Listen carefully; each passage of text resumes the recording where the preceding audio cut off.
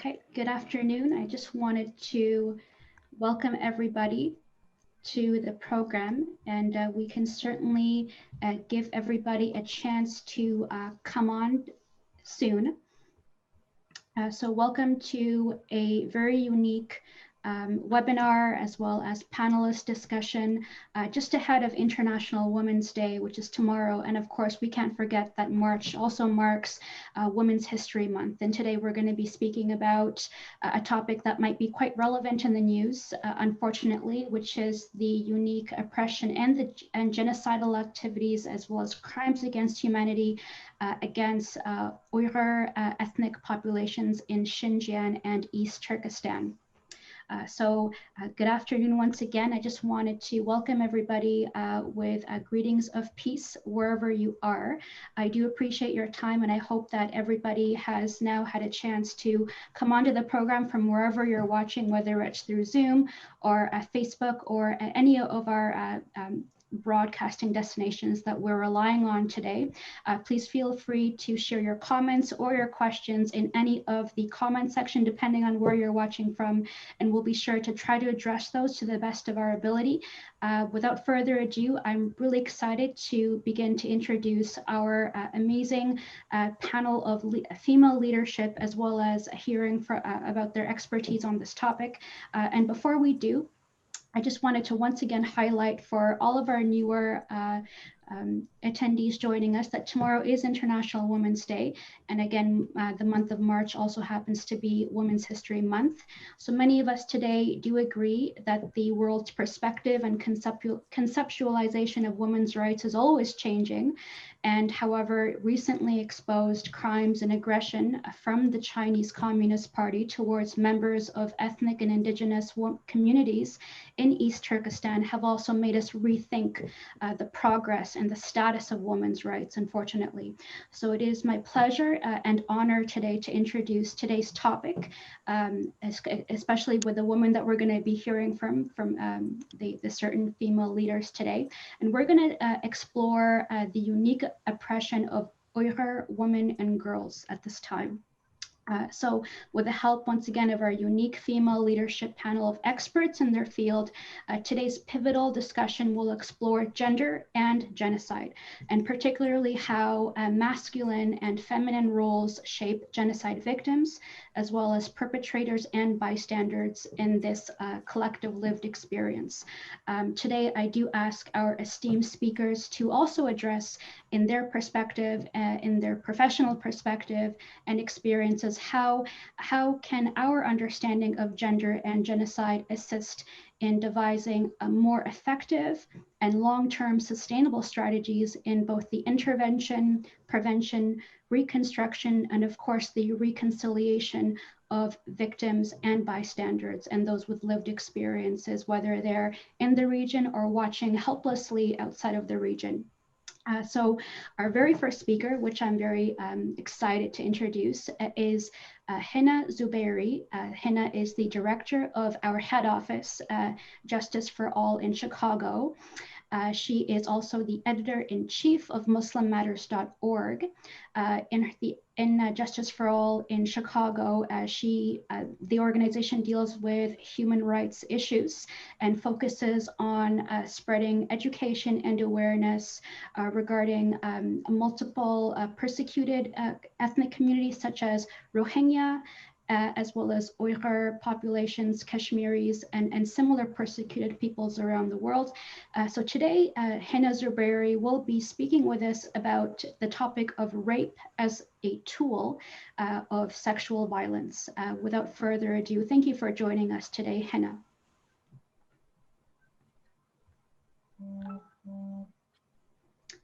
Assalamu alaikum. Assalamu alaikum, everyone, and peace to all of you. Thank you so much for that kind introduction, Sister Saliha. Our topic today, and really the basis of this virtual conference, as well as the week of action that we have put together with our Save Uyghur campaign, really centers around this unique oppression of Uyghur women. I have never, ever in my life, and we work on a lot of horrific, horrific atrocities across the world. I have never seen anything like this. This is the crisis of the century. This is something that has, I don't think there's a precedence for this in history. Women of Uyghur descent, as well as other ethnic minorities in the region called Xinjiang, which is occupied East Turkestan, it's administered by China, have experienced severe human rights violations by the Chinese Communist Party. According to the US State Department, more than 2 million, just for those of you who may not have background, and this is according to the State Department, Uyghur activists certainly think this number is much higher, have been detained in a network of over 1,500 camps, the largest since Nazi Germany. Several countries around the world, including Netherlands, Canada, and the United States, have termed what is happening to the Uyghurs as genocide. But the unique nature of the oppression against Uyghur women by the government of China is not only due to their ethnicity and their region, but it is amplified by their gendered vulnerability as women. And it is imperative that we look at this as a women's rights issue. The world, we saw a surge of focus on sexual violence and sexual abuse with the Me Too movement. But where is the Me Too movement for Uyghur women? And that is the question we really need to ask ourselves today.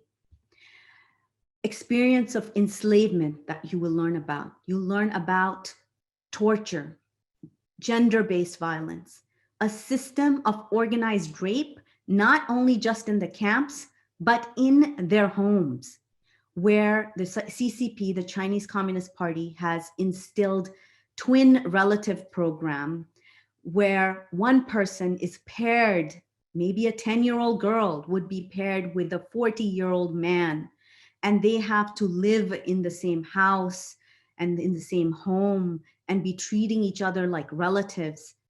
These are some of the stories that I personally have heard testimony from camp survivors that I have interviewed for our report for our television show, Justice for All Now. You will hear about sexual slavery, forced marriage, mothers separated from children as young as nursing babies. Several of the camp survivors have told us about witnessing mothers with leaking breast milk because they have been separated from their little babies. Sterilization, as well as forced labor. I'm going to be speaking to you just with a little bit of background about sexual violence, rape as a tool of genocide. Justice for All's work on this is over 25 years old. It started under the Bosnia genocide.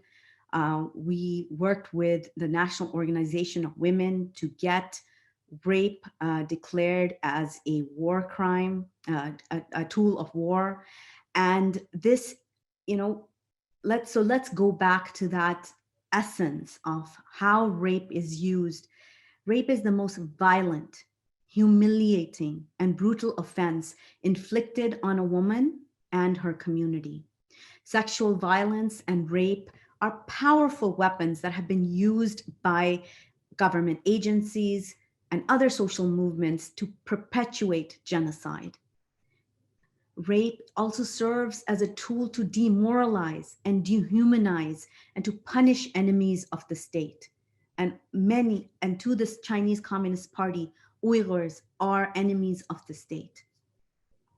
Rape often sexually violates women and girls with the specific intention of damaging their reproductive system. And this is very important to note that, because that is a stage of genocide. Scholars call this ethnic rape as an official policy of war in a genocidal campaign for political control. In 1993, the United Nations Human Rights Commission passed a resolution allowing for crimes of rape and sexual violence to be prosecuted as war crimes and crimes against humanity.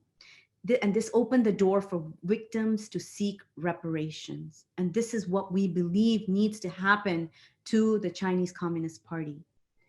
In 2008, the UN Security Council also issued a resolution 1820 that notes that rape and other forms of sexual violence are constitutive acts of genocide. So I want to just share with you some of the ways and manners sexual violence is being perpetuated against the Uyghur women. Mass rape and torture is perpetuated by CCP guards, as described by Uyghur and Kazakh survivors in an organized and systematic manner.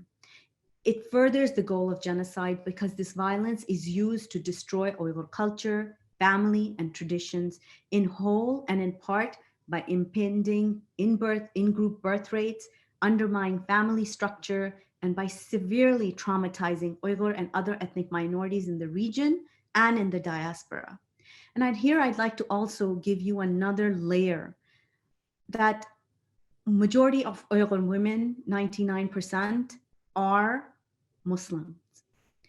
And rape is horrific as it is, but in the Muslim context, rape carries with that so much more. The honor and the izzah of a woman, a lot of times Western journalists misunderstand this. Honor or izzah is a concept that is not the honor of the family. It is the honor of the woman herself. We have total, we own our own honor. And when a rape is committed, or when someone's hijab is pulled off, or when someone is stripped of their clothes, that is a stripping of our spiritual connection with our God. Because when we wear hijab, when we cover our bodies, this is a method of subjugating ourselves to Allah, to our God.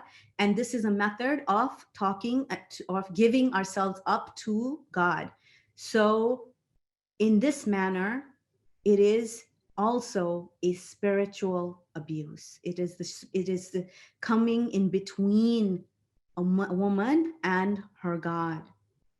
And this is hard for someone else who might not be from the Islamic faith to understand, or who does not practice hijab or practice modesty in the sense to understand. But I wanted to share this with our audience just so you may have that background. Survivors who have escaped camps have testified to suffering serious bodily harm and destruction of their reproductive capacities that Sister Dr. Maya will go into further detail, our next speaker. The BBC reports that Tursone Ziawudun, who fled the region after her release and is now in the US, said women were removed from cells every night and raped by one or more masked Chinese men. She said she was tortured and later gang raped on 3 occasions, each time by 1 to 3 men. She also claims that 2 female guards, this was inserted a stun baton inside her and shocked her until she blacked out. In an interview I just did with Gulbahar Jalilova, she described how every 10 days they were stripped, laid out, stood up, stripped of their clothes, and made to do exercises in front of the guards for no reason whatsoever, not exercises for their physical exercises, but just humiliating, degrading. And this is why I mentioned this earlier. The snatching, even here in the United States, when we amplify when a girl's hijab is pulled and we say that was an act of sexual violence. So can you imagine how much of an act of violence is to strip a Muslim woman of her clothes? And of course, I'm not saying that this is not horrific for any woman of any faith, but I'm speaking from an Islamic perspective. Survivor Sairogul, a teacher in the quote unquote re-education camps that the Chinese government calls them, who is now in Sweden, witnessed that the gang rape of a young woman by Chinese policemen in front of 200 detainees. Another teacher that I had the pleasure of interviewing as well, Qalbir Noor Siddiq from the capital Urumqi, who herself was she herself was forcefully inserted with an IOD, shared her experience of teaching at a camp where she heard the sounds and the screams of torture and rape while she was teaching in the classroom. She was teaching Mandarin in the classrooms. And she said, and I asked her, why do you think that they were raped? How can you prove that?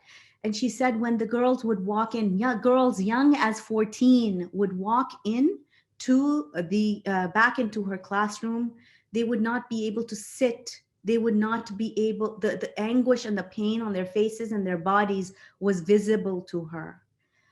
So I know I'm over at my 10-minute mark. So these are some of the experiences that survivors have shared with us. And now I would like to hand it over. I do want to remind everybody that this is 100% a women's rights issue. And we hope that women across the world will take this issue on and amplify the voices of our Uyghur sisters throughout this month and throughout until this genocide ends. Jazakallah khair. Assalamu alaikum. Thank you so much, Hena Zuberi, for that very sobering but very real account of the crimes against humanity that are occurring, as well as the impact of genocide, the gendered impact of genocide that a lot of people have yet to understand. I just wanted to quickly remind all of our new viewers that have been able to join us, as well as our viewers that opened the show with us today, that at any moment of time, due to the sensitive nature and of course challenging nature of the topics that we're discussing today, that should you like to take a moment of self-care and a break due to the harsh nature of the subjects, that you are more than able to at any point in time. This discussion is being recorded and broadcasted on our YouTube page right now. So that's the YouTube page for Justice for All. I am very honored as well to introduce our next panelist, female leader and speaker, who is a human rights advocate as well as an activist in her own right. And I'm introducing today Serwi Huseyin. Serwi Huseyin is a social justice and human rights advocate with the Save Uyghur campaign, which is a human rights campaign under Justice for All. She's also a poet and an educator. And today she's going to be speaking with us about the enslavement and forced labor of Uyghur women. Just a little bit about Serwi before she comes on. She is a campaign lead, as we were saying, for Justice for All's Save Uyghur campaign. She's a poet and an educator, and she herself has spent time in a forced labor camp in occupied East Turkestan, otherwise known as Xinjiang district in China. Thank you for being here with us, Serwi, and I look forward to your address today. Assalamu alaikum, everyone, and hello at the same time to the honorable ladies who are attending to this special topic on unique oppression on Uyghur women in East Turkestan. Today, I will be focusing on the forced labor factory networks in East Turkestan and all across China, where Uyghur women are forced to work in long hours without pay or very minimal pay. I prepared a PowerPoint. Now I would like to share my screen because it has some videos that it will give our audiences visuals about how these Uyghur women are worked in those forced labor factories.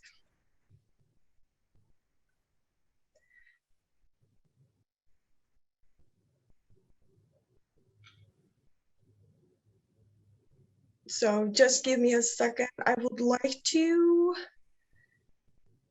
okay, come into present mode. Okay, thank you so much for waiting for me. Yes, again, my topic is Uyghur women in forced labor factories. So before I address the issue about the Uyghur women who are forced to work in forced labor networks in East Turkestan and across China, I would like to give brief introduction about general Uyghur population, how their life is right now in East Turkestan. So it's not a myth anymore for our audiences that since 2016, millions of Uyghurs and other members of the other Turkic Muslim minorities, such as Kazakh, Kyrgyz, Uzbek, Tatar, and other Turkic-speaking minority nations who live in East Turkestan, disappeared into a vast network of re-education camps in East Turkestan. Now we know that United States of America, Canada, and the Netherlands, they have already declared that what China is doing to Uyghurs and other ethnic minorities in East Turkestan is a modern-day genocide, which aims to attain their goal of demographic cleansing and forced assimilation of cultural and ethnic identity of Uyghurs and other Turkic minority nations. And inside the camps, detainees are usually subjected to political indoctrination. They are forced to renounce their religion, and they are deprived to live by following their own culture and tradition. And then news like BBC and CNN and other media has reportedly telling the audiences that in these camps, the Uyghur population are subjected to torture and also sexual abuse.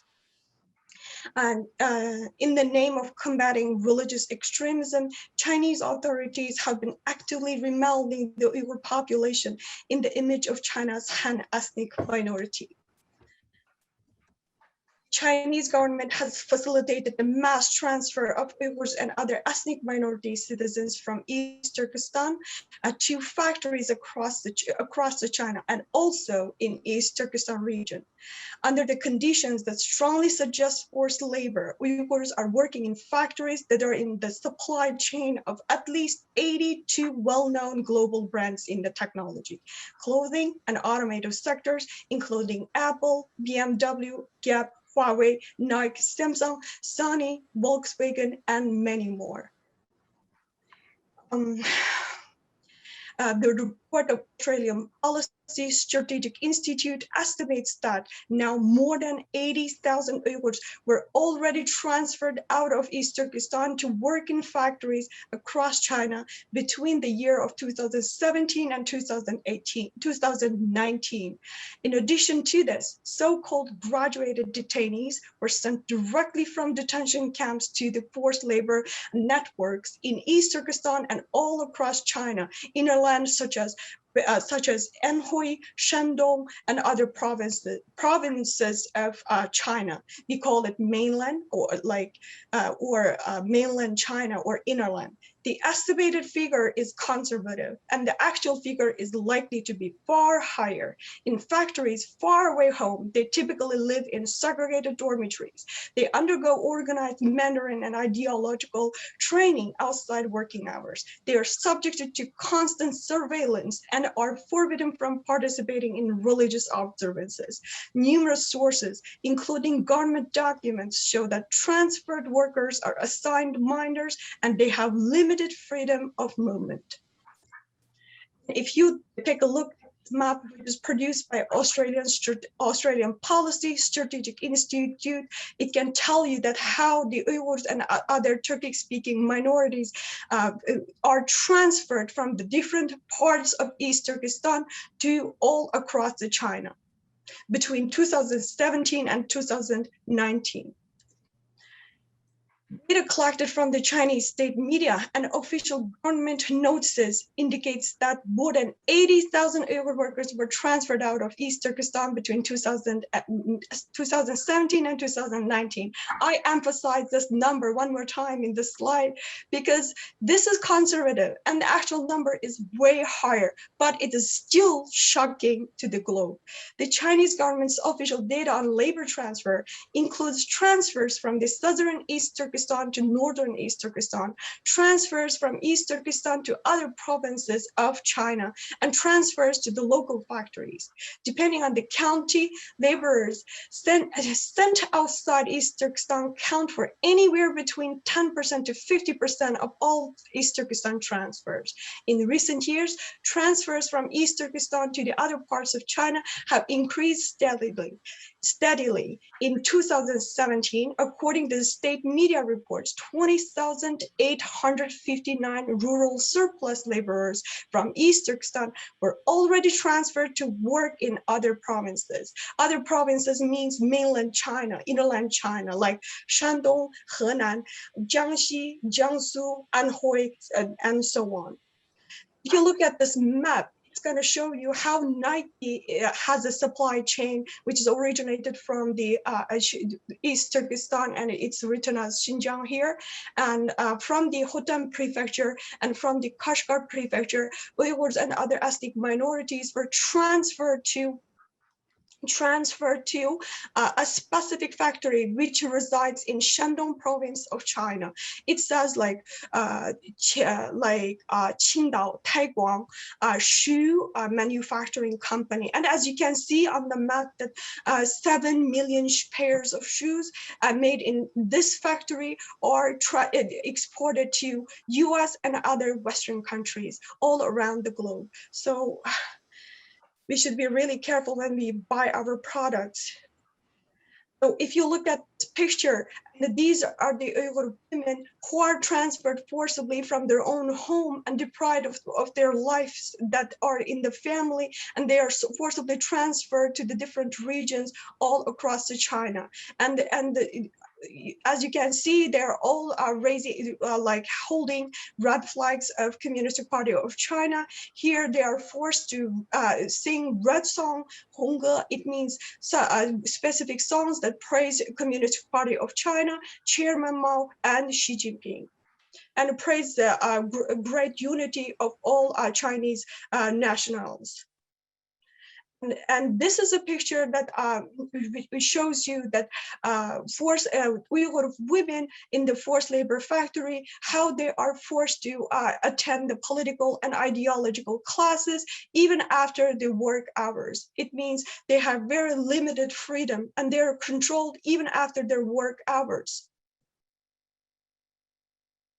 Now I would like to, show you a video which is produced by BBC, and actually it's the Chinese state media propaganda footage, but it was utilized BBC when they published an article which is titled, "I Will Go If Others Go." In this video, a very young high school graduate girl whose name is Buzaina. She was forced to go to one of these forced labor factories in inland China, and she said no several times when she was forced by the Chinese officials who went inside each homes of the Uyghur population in Hotan prefecture in East Turkestan. But finally, she was forced to be transferred into one of these factories along with her friends without her own will. It's completely contradictory with what Chinese state propaganda announcement, like these Uyghur women went to these forced labor factories with their own will, and that the aim of the project is actually to help these Uyghur women to escape from the poverty and provide them the job opportunities.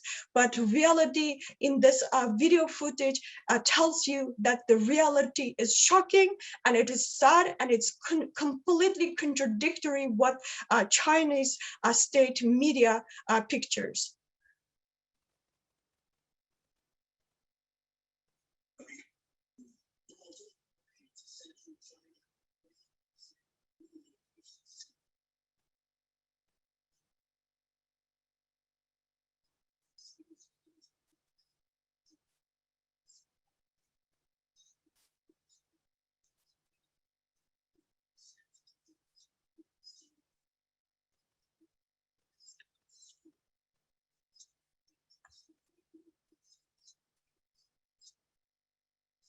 Yes, when they set up the stool, and then when they announced on the big radio to the entire village that come and register for going to the inner land and work in one of our factories in there, and we are gonna promise you good pay and you will escape from the poverty. And they did propaganda like this and waiting in those chairs to for Uyghur people to register. Let's see. Oh, I'm sorry.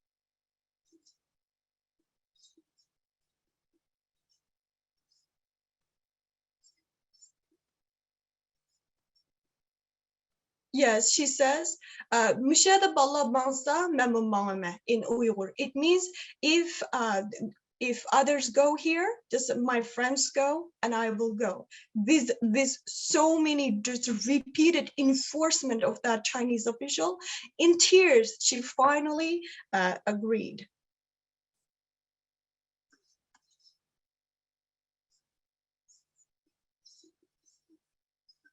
You see, if they go to those forced labor factories, do they cry like this? Do they give farewell to each other like this? You can absolutely see that they are in pain to make such a big decision to go. Actually, it's not a decision. It's like they are mandated. They are forced to do it, and that they have absolutely no right to decide whether to go or not.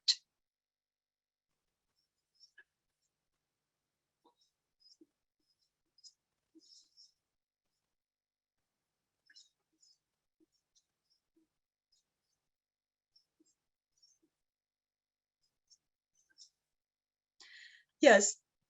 So they at the end, when you are seeing that white page document, it's about a report which is produced by Nenke University scholars to the high officials. Actually, somehow it accidentally was published online, and it caught the eyes of one Uyghur academic, and then he saved it and provided to BBC. So when they looked at the document, the results are shocking. It says actually uprooting them and relocating them elsewhere in the region and in other parts of China, and they say it's going to reduce the Uyghur population density. Now, this document actually shows the true goal of the such kind of project, transferring Uyghurs and other Turkic minorities from East Turkestan to the innerland China. They would like to reduce the Uyghur population density in the area. And also they state that such projects helps them to assimilate Uyghurs and actually Chineseifying them, just melting them into the big Chinese family. So eradicating their ethnic cultural identity from the region altogether.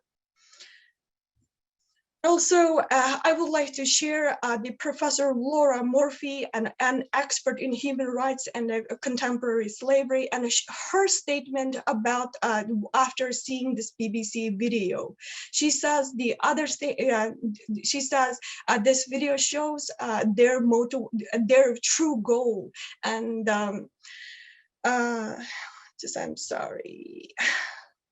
She said that although the narrative is one of the lifting people out of poverty, there is a drive to entirely change people's lives, to separate families, disperse the population, change their language, their culture, and their family structures, which is more likely to increase poverty than decrease it. Because Chinese government all the time, they transfer and other ethnic minorities under the name of empowering them and boosting their economic income and promising them good life in the future. Now, I would like to focus more on Uyghur women in forced labor factory. Chinese state media propaganda as I stated earlier, that's the videos which are leaked from different kinds of social media platforms of China. They say that the Uyghur women are recruited to work in such forced labor factories and forced to praise their working conditions, growth of their annual income, and a policy of Xi Jinping.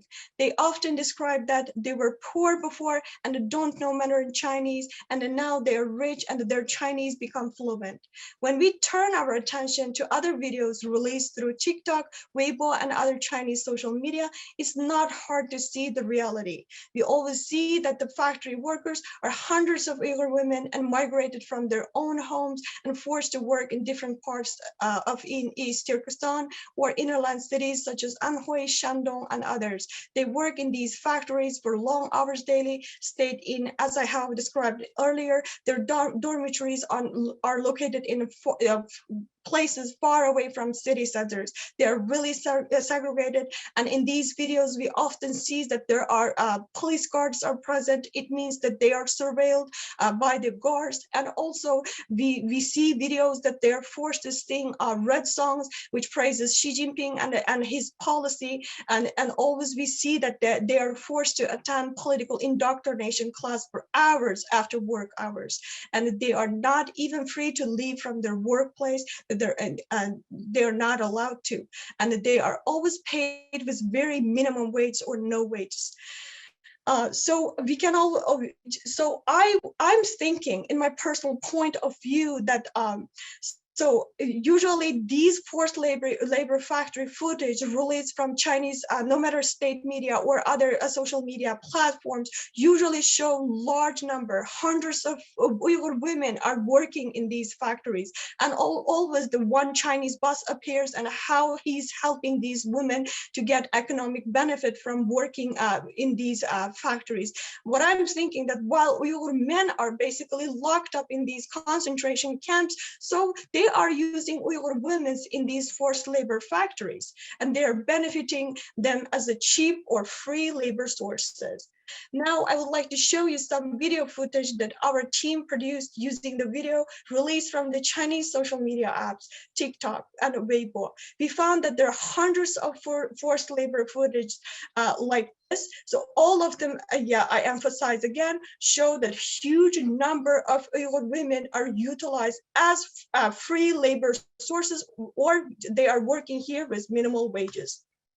So let's look at the first video.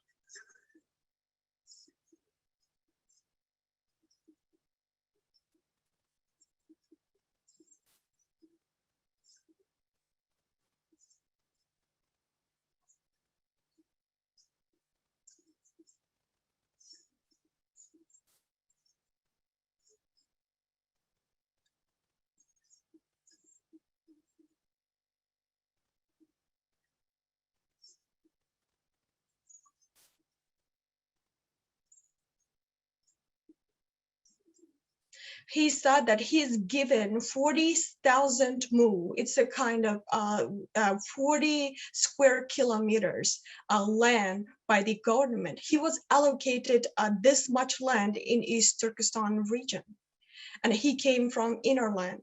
And then he was given more than 300 such women in the factory. And he said that we promised that these in this village there are more than 4,000 family who have low socioeconomic background, and by doing so, we are going to help them to escape from poverty. So I have a question for the audiences who are watching this video right now. So if government allocates 60,000 mu, 40 square kilometers of land, nearly a 10,000 acre land is allocated to this man by the government, who is the beneficiary of this project?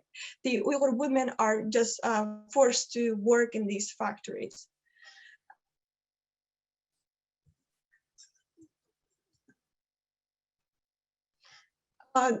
This is a video that in which, and you can see that 500 families forcibly transferred from Yarkand County in Kashgar city to Korla to do forced labor. The red banner The red banner that we saw earlier, it says that such a red banner, Kashgar City, Yarkand County Employment Support and a Transferring Ceremony.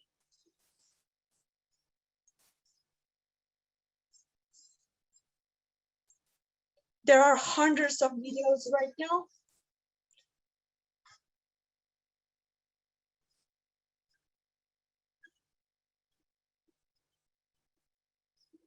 He says that this is a walnut factory which is located in Kashgar City. So it means that this forced labor factory is located in East Turkestan.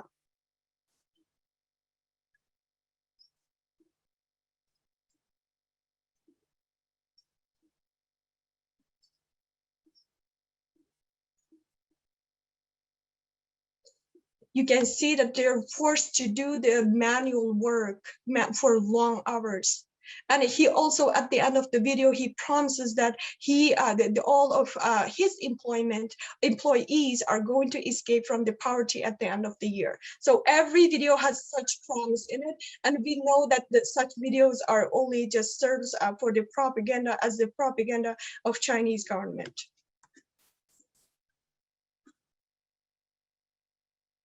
So this video, what you can see from this video is stunning. So when you buy products which are made in China, so you know that after watching this video, you know that you have to be really careful, because the money, the income that they get for working full 1 day time in this cotton field will shock you.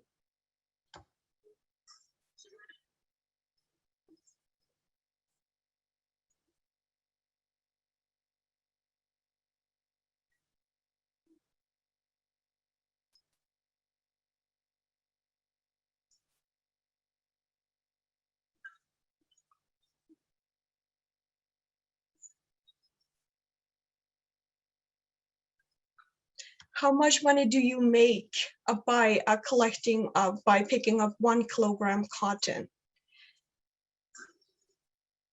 You see, if she collects 1 kilogram cotton, she can get 1 RMB. It's a 1/7 of a dollar.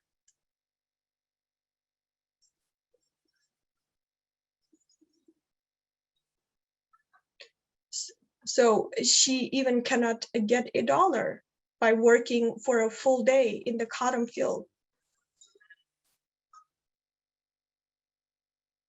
So in this video, you can see that not only the Uyghur women are forced to work in this factory, such little children are also utilized for help. Yeah.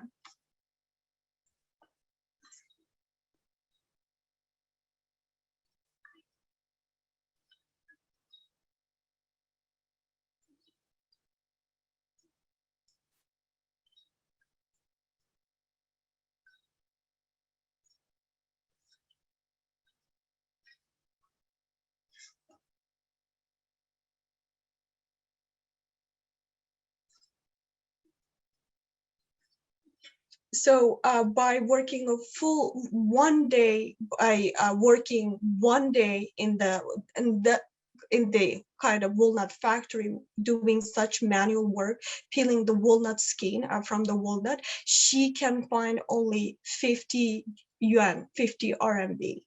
So 1 RMB is equal to almost $7.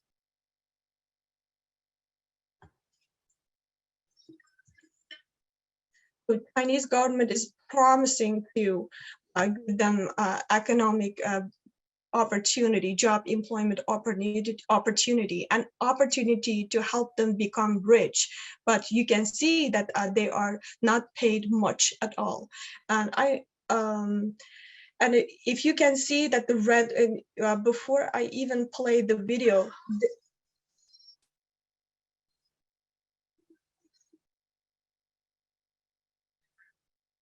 the red banner on the wall is there are written Uyghur words, Uyghur sentences, and Chinese sentences about how to protect the unity of the nation.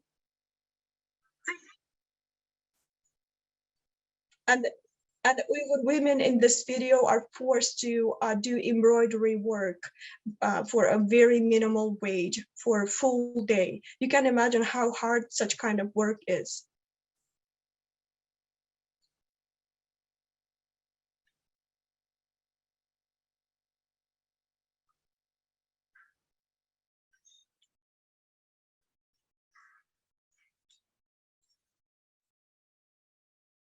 So as we are talking about women today, and just what I'm seeing in all these forced labor factories are mainly women.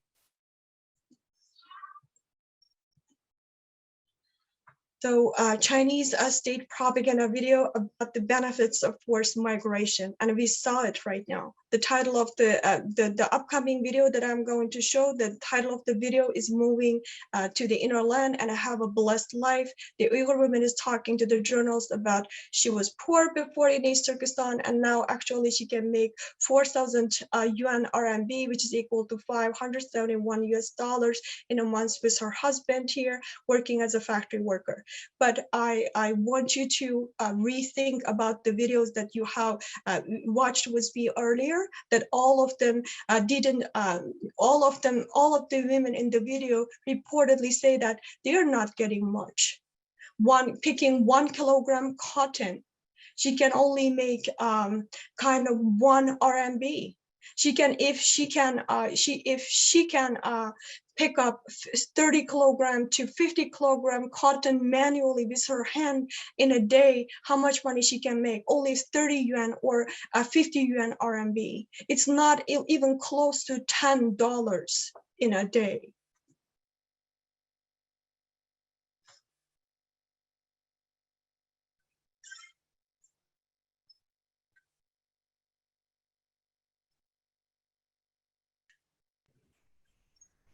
Sister Serwi, I think we need to move on.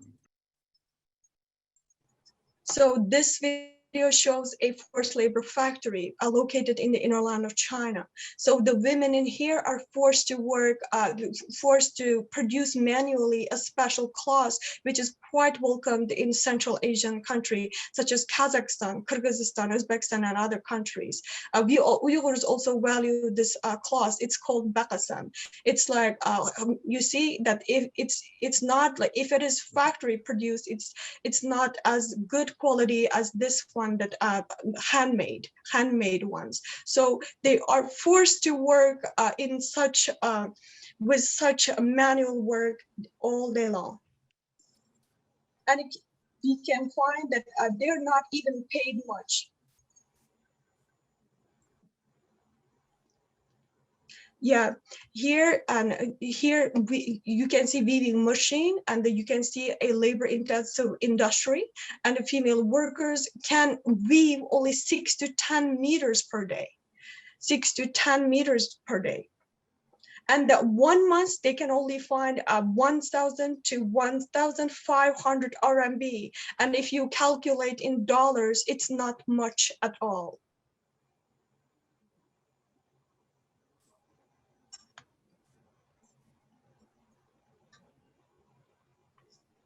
This one is the Chinese state propaganda and how such factories are helping Uyghur women to get rich.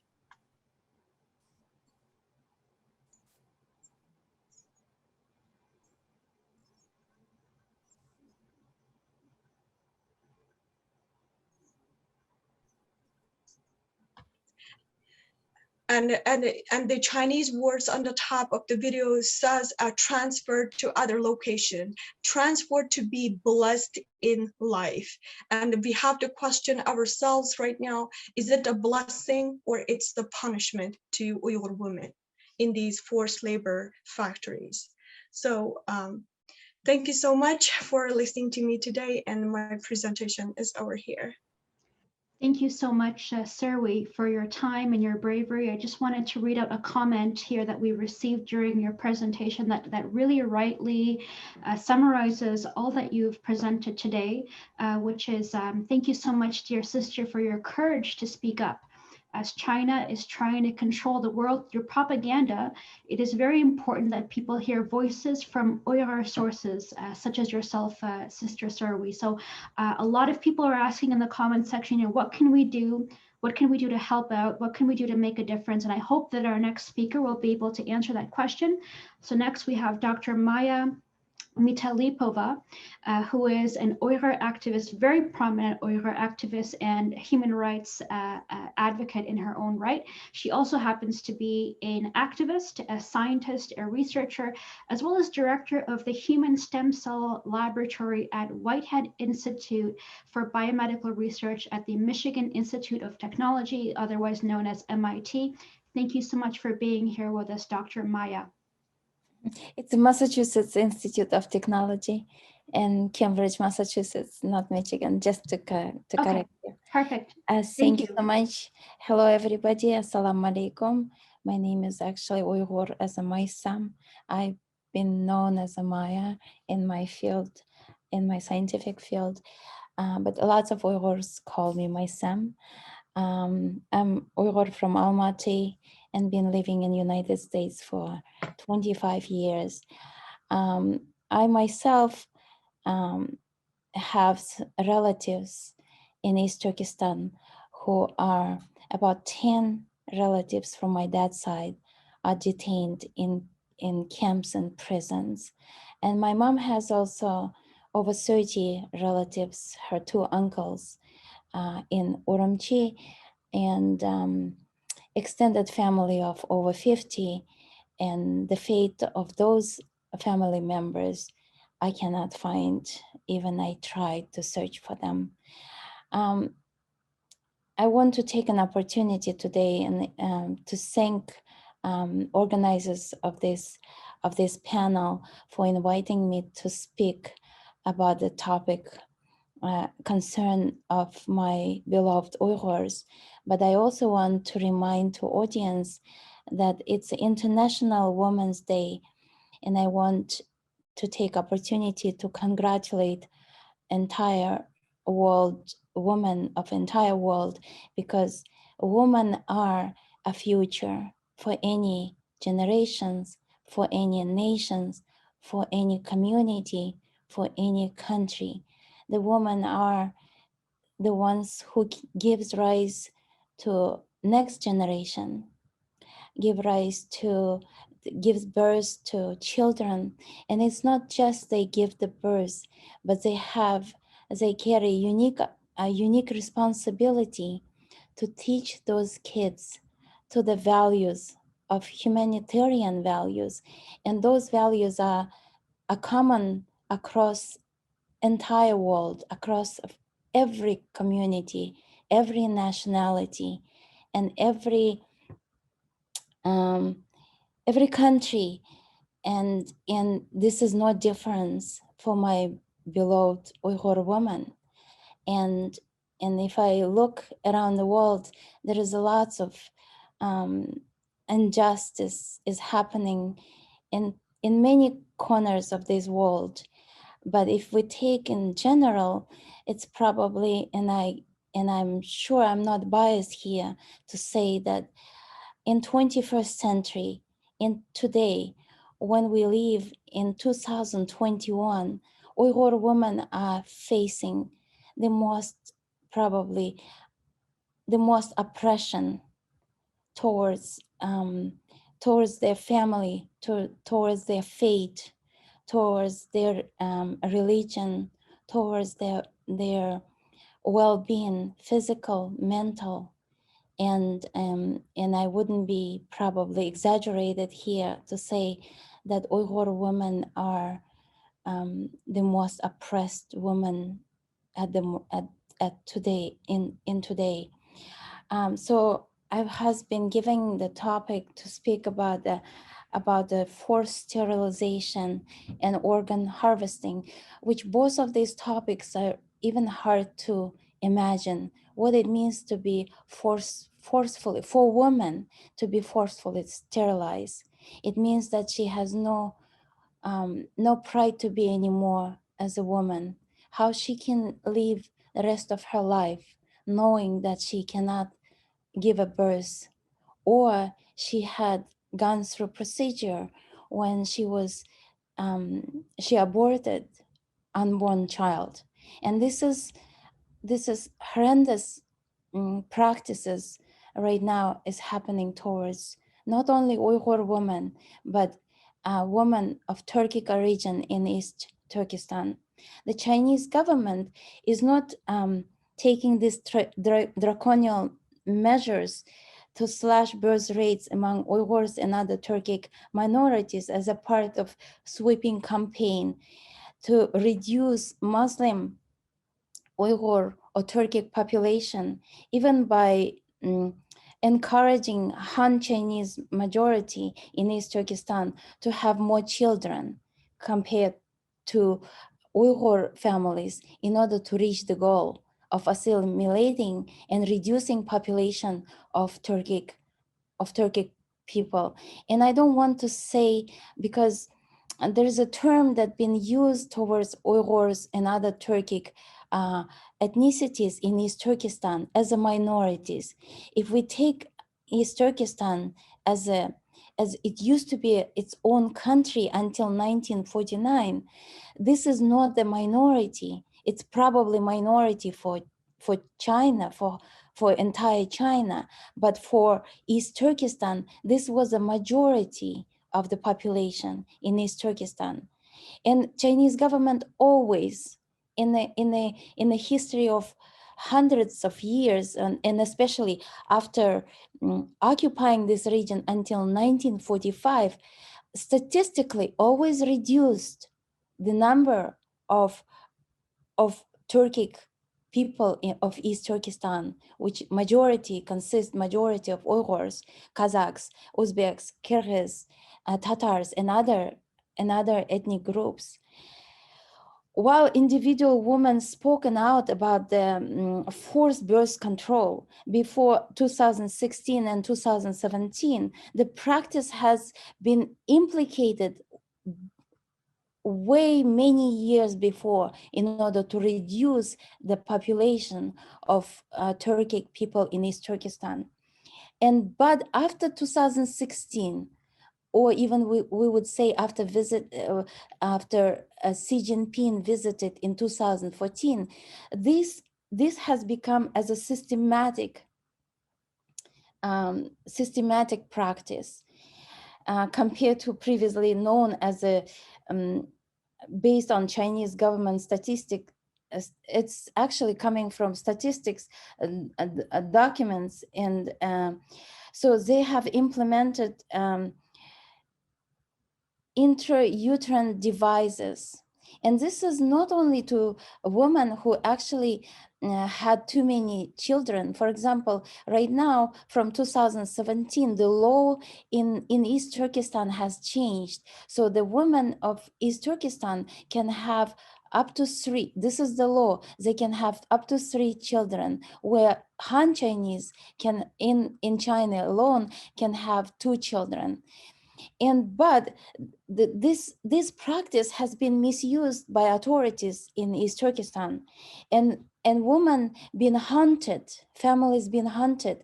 There are the raids into the family in the night when they are looking for hidden children in somewhere that they have not been accounted in the family. And as a way of punishment, if they found that the family has more than 3 children, so then these women or parents, together with fathers, they would be sent to detention camps, which we know that they call as re-education camps. And this is entire, like, from the leaked documents of Karakash County in East Turkestan in 2017, from the entire population of camp detainees, 30% of detainees were detained there for the reason of having too many children, meaning that they had more than 3 children in the family. So while the parents were taken to the camps, they left 3 children in the family. Either they would have been taken care by grandparents in rare cases, but in majority cases, those children were separated from, and they were taken to orphanages, which is also are at detention centers, where the children are not allowed to speak on their own languages. So the entire system of the family and the community was destroyed by Chinese government. In order to prevent birth rates, a woman in East Turkestan are taken to the hospitals and are forced to be checked for pregnancy, and they've been introduced IUD, it's an intrauterine devices in order to prevent pregnancies.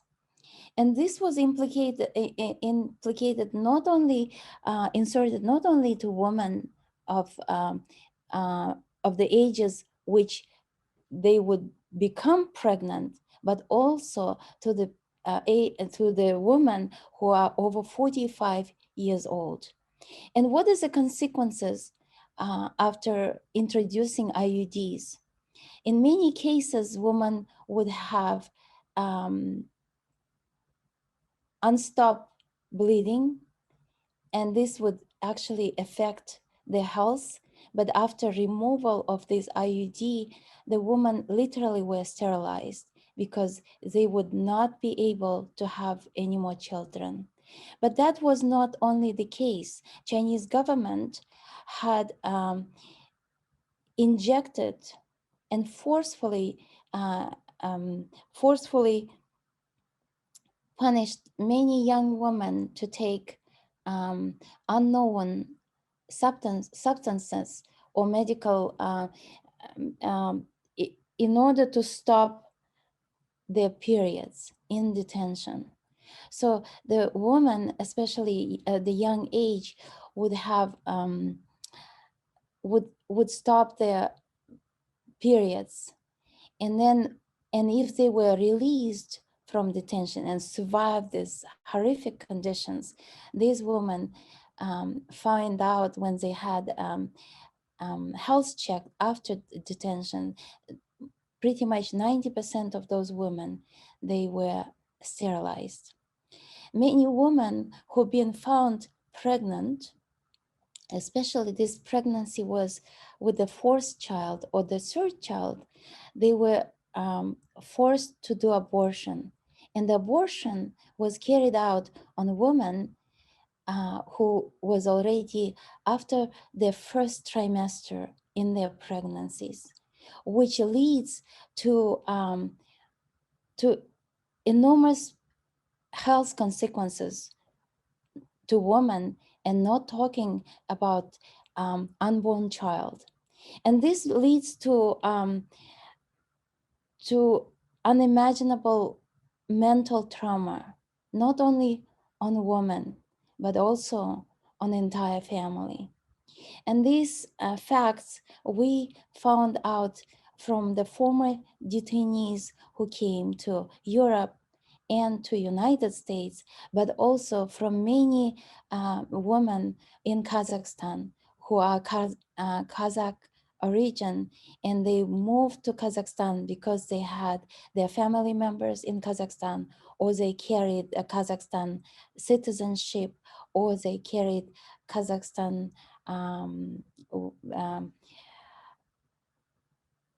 if not citizenship, but they would carry their green cards in Kazakhstan to leave. Their husbands were from Kazakhstan. So this is unprecedented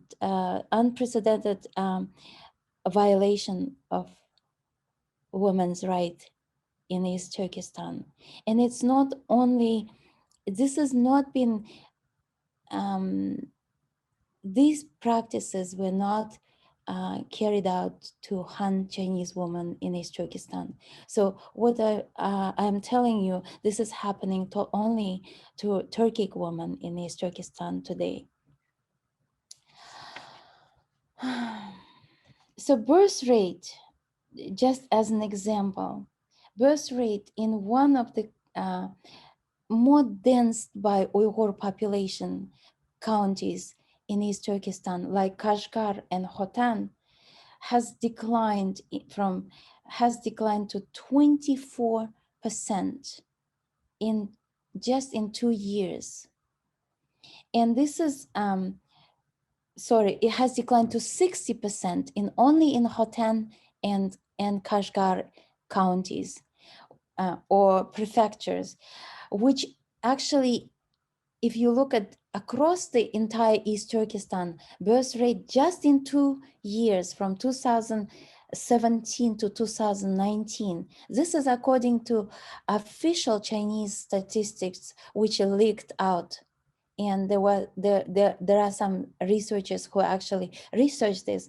Across entire East Turkestan, birth rate has actually declined in just 2 and 3 years to 24% in 1 year alone of 2000, I think 2020 or 2019.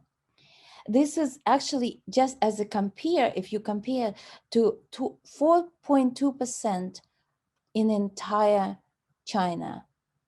So 24% in entire East Turkestan versus 4.2% to compared to China. This is the birth rate, how it's declining. This is definitely as I said, in detention camps in Karakash County, 30% of detainees were there only for having too many children. This is the most common reason for holding them in detention camps. In 2017, Xinjiang government had tripled already hefty fine of $3,000 for if you have a third child or fourth child. This is the fine which is actually 3 times of the annual income in a rural area of East Turkestan. Imagine if the family decided to have a third child, you will pay the fine of $3,000, which no family in those rural areas can afford it. And people are scared to get into detention. And there are some former ex-detainees who are in United States. When they've been interviewed, they told that in their inmates in their detention, they had some doctors, Uyghur doctors, women, who actually helped to do a delivery of the babies in the houses of Uyghur families. And for that reason, those Uyghur doctors were detained into the camps. And it's known that there are some drugs that being given orally or injected to entire population of women in detention or even outside of detention. And those drugs been actually found out, one of the drug is named as Depo-Provera, and the side effects are extensive bleeding, fatigue, loss of appetite, dizziness, and so on and so on. And this is a hormonal treatment, not for months or even for a couple of months or 1 month. This is when they were injected for years. And after this hormonal treatment, lots of young women, if they came out of detention, they are practically sterilized. They can never have children again. In 2014, the number of IUD that been inserted into women in East Turkestan was about 200,000. And then just as a comparison, in 2018, that number jumped to 60% higher. So this is how many women have been literally sterilized in East Turkestan. And I will not talk about what happens to Turkic women, Uyghur and other Kazakh women, rape, not only sterilization, but physical torture and so on, because I'm responsible here to talk about sterilization. And this is what Uyghur women are facing. And we're talking about a woman from age of 18 to 50 and plus. And another things that I want to speak about, this is forced organ harvesting. This topic is horrendous practice in China. And I think on the state level, this happens only in entire world. This happens only in China.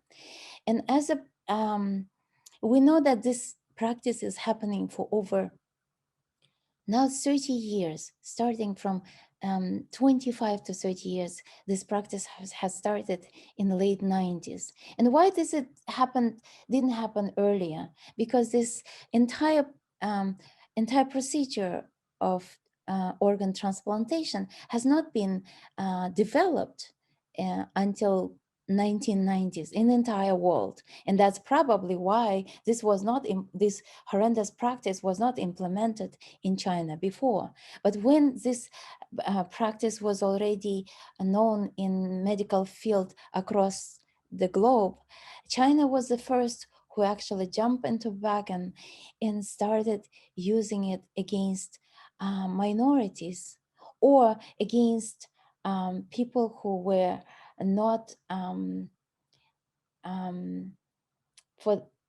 were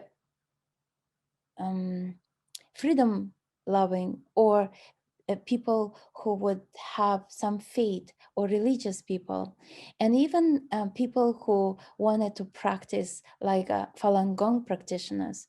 But I have to mention that this practice actually has started in East Turkestan. And we know it in 1997 in a massacre in Guljar.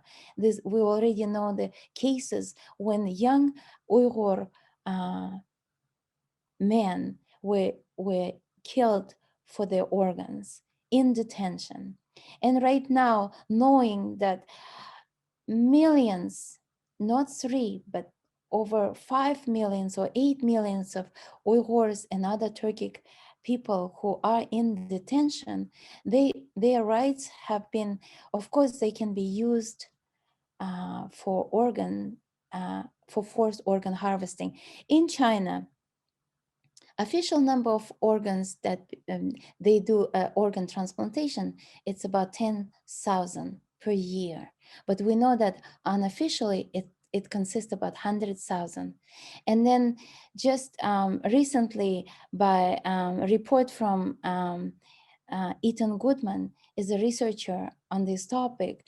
So he had interviewed quite a lot of former detainees, and his estimate for forced organ harvesting in detention in East Turkestan, it's between 25,000 to 50,000 a year. So this is a young people under the age of 30, starting about 25 to 35 years old, who are subject to this horrendous practice. And Uyghur women are not an exception. And if you look what it would cost for Chinese government, this is a state-funded practice in China, and the one person, if their organs been sold, this would be worth of about 700,000 to 1 million from one person. So on this, I would like, because I think my time is over, I would rather take questions on this topic. And again, I want to take an opportunity to congratulate all women, and especially I would like to congratulate Uyghur women with International Women's Day. And I encourage all women to speak up for the rights of any oppressed woman in the entire world. And I would like to ask a woman, Muslim, non-Muslim, of any faith, to stand up for my beloved Uyghur women's right. And thank you so much. Thank you so much, Dr. Maya from the Massachusetts Institute of Technology. I really appreciated your address, and I know one-on-one that you are also part of a few significant Canadian-led human rights coalitions, and you do a lot of really great work for them. So I appreciate your time here today. We do have a few questions coming in, specifically in the Zoom chat, that I do encourage all of our panelists just to take a look at. Due to a little bit of lack of time, I did want to try to move on to our next speaker, simply because she's joining us all the way from South Africa, where it's, I think, close to midnight, if I'm not mistaken. And I know that she has a few kind of efforts to tend to, a few commitments to tend to on her end. So without further ado, Miss Shamsaden Sayed from the South African National Museum Women's Foundation, and she is also joining us here representing the Sayed Global Productions. She'll be speaking with us regarding lessons from the apartheid. A little bit about her today. She's a CEO and spokesperson for the South African National Muslim Women's Forum. She's also managing director of the Sayed Global Productions. Welcome to the program, and thank you for joining us, Shamsaden.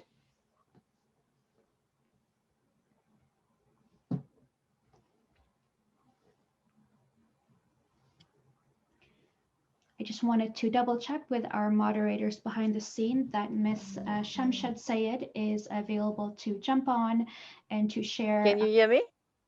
Yes, yes, I can hear you now. Yes. All right. Can you see me?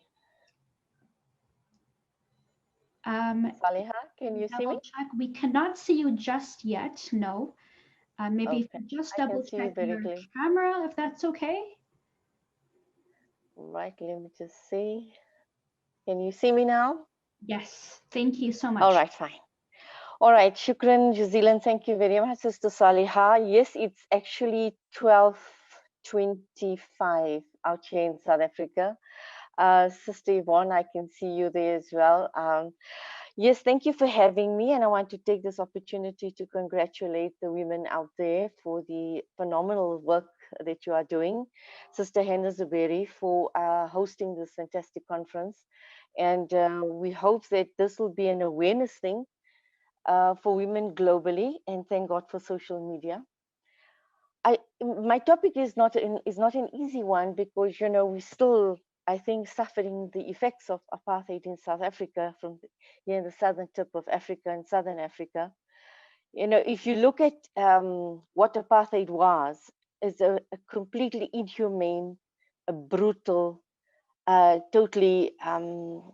Sometimes they say there is no words for it. But when I'm listening to what your sisters are talking about, what's happening to the women in East Turkestan, to our Uyghur sisters, it makes some parts of apartheid look like a picnic.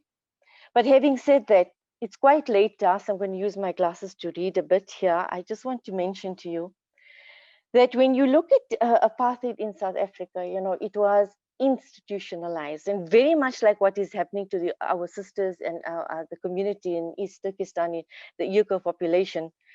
The forced indoctrination, the forced migration. I'm trying to make notes to the esteemed speakers that came before us, and it made me tear, and I actually moved this off the screen to wipe a tear or two. It hits home because it changes the very essence of your life. And it's unimaginable. One, I think Professor Dr. Maya mentioned that women are the center of homes. Yes, we are the nucleus of the homes, with the nucleus of society, with the nucleus of the community. On our laps, great prophets and great saints and great pharaohs have been born. We mold communities, we mold societies. And when that power is taken away from you, it takes away the entire power of the community. So yes, it is a battle that we all have to fight together. So I'm going to share some of the ideas that people in South Africa, mothers in South Africa, fought against and strategized against the brutal system of apartheid, which was institutionalized. As I said, we still have racism throughout the world. We have a bit of xenophobia in South Africa. We have a kind of Afrophobia in South Africa, but it's not institutionalized the way the brutal system and dictatorship of apartheid was. Again, it is imposing the will of one on the other. But the difference between the Uyghur population in South Africa was you had a minority government imposing its will on a majority population, while here in East Turkestan, you have a huge massive machinery, state machinery, imposing its will on a tiny minority. It makes the battle for the Uyghur people much more difficult. And that is why the international community, the global community, the external community has to play a critical and vital role. And we have to stir the conscience of the international community to galvanize them into some form of action. So I'm going to share with you some ideas. You know, the struggle for apartheid, it was a local one. You know, it was protests, etc., and then it moved into an armed struggle. And I'm sure that kind of strategy won't work with the Uyghur people because of the heavy-handedness the people will have to face. It's already, without any protest, the kind of oppression and brutalities they are facing. So the story gets much more tougher for our brothers and sisters and humanity out there, the Uyghur population. You know, if you're looking at the struggle in South Africa, it became, I think the tipping point, you know, was when it became internationalized. I think with social media for the Uyghur situation, the social media is playing a big part, and that's why Sister Hena, Zuberi, your organization is doing a fantastic job. We're hearing firsthand from the sisters who are from the region, going through the 3 years of all the brutalities, etc. And one can just imagine the pain they and their families are going through with separation, etc. But having said that, you know, if you're looking at we need to look at what is the Achilles heel of the Chinese government. Never underestimate what ordinary people can do out here in South Africa, out here and out there in the world. The Achilles heel for the South African government was the economic aspect. And what had really hit them hard was the shipping industry. We found that dock workers, mine workers had affiliated to the Congress of South African Trade Unions out here in South Africa, and they refused to offload South African goods at the shipping, at the ports in San Francisco, as well as out here down under in Australia. And that began to weigh down on an already economically drained South Africa. So these strategies can work. So we need to look, and I think we all should think this way. Somebody mentioned, I think in the comment section, that we should look at boycotting and, you know, we should also divest. And Nike is a brand that comes to mind. I think we're going to give some homework for our sisters who spoke before us, is to give us a list. You know, when we spoke about, you know, assisting the Palestinian people, there was already a list of what items do you boycott, so that it becomes it is Achilles heel for that oppressive government. But out here for the Chinese, what is the real Achilles heel for them? Because China is an economic superpower at the moment, but we need to get to the real, you know, to the Achilles heel as it is. For South Africa, it's a small country. It was not an economic giant. It was one of the economic strong countries, but it was reduced with sanctions and divestments, etc. Added to that, the role played by the Uyghur community. I think one question I'd like to ask, how easy or how difficult, or what can the world community do to assist the people living in the region to raise the alarm to the world on a daily basis on what is happening, so we can take this to the United Nations? I mean, we may say it's toothless, but at the end of the day, to get the attention of the world, for the world of the United Nations to do something about it. And I think there are some policies that have come out, etc. But right now, I think the world needs to know exactly what is being done on a daily basis. We use this kind of strategy also when we're dealing with atrocities being committed in the silent genocide of the Himalayas, which is also out in Kashmir. But that's, you know, as Sister said, if you look throughout the world, there is brutalities against some sort of people or another. But as she rightly said, the kind of atrocities and brutalities faced by the Uyghur population is much more difficult. But again, to point out some things, you know, if you can make friends the way South African community did, if you look at the Rivonia trialists, where did they meet? They didn't meet in the townships. They didn't meet in the area where the government would find them. They met in the privileged areas. You know, they didn't meet in the locations of the townships where, you know, it was parallel development. You had the blacks, they had the colors, you had the Indians, they had the whites, etc. They met in a privileged community. They enlisted the support of the privileged ruling classes as well. So, you know, they exhausted the legal fraternity. The people within them spoke to them and said to them, internationally this is against international law. So perhaps we can find those kind of people within the Chinese community who have a heart for humanity, who are humanitarians, lawyers, people who once alerted to exactly what is happening to the Uyghur population. What can they do? Would they be such kind of people that are willing to listen to the plight of the Uyghur people and to sympathize with them, and then to use that power within the Chinese community to assist the Uyghur case? And I think there are one or two I've read online, some people speaking out against what is being done. Another important aspect is to look at a kind of leadership in exile of Uyghur people, of Uyghur leaders in exile. Are there such people like Professor Maya, Dr. Maya? You mentioned you are Uyghur by descent. Are there enough communities like yourself out there that can assist in galvanizing, supporting the different countries and forming then a central leadership in exile to fight for the cause of justice for the people or the Uyghur people? So these are the kinds of things, and then enlisting the legal fraternities in your communities, and then taking this, if we have to, even to The Hague. So nothing is impossible, with social media is one ambit, but getting people galvanized through social media and through forums like this, I think is constructive, and it can be used in a very positive way. So yes, and then I don't know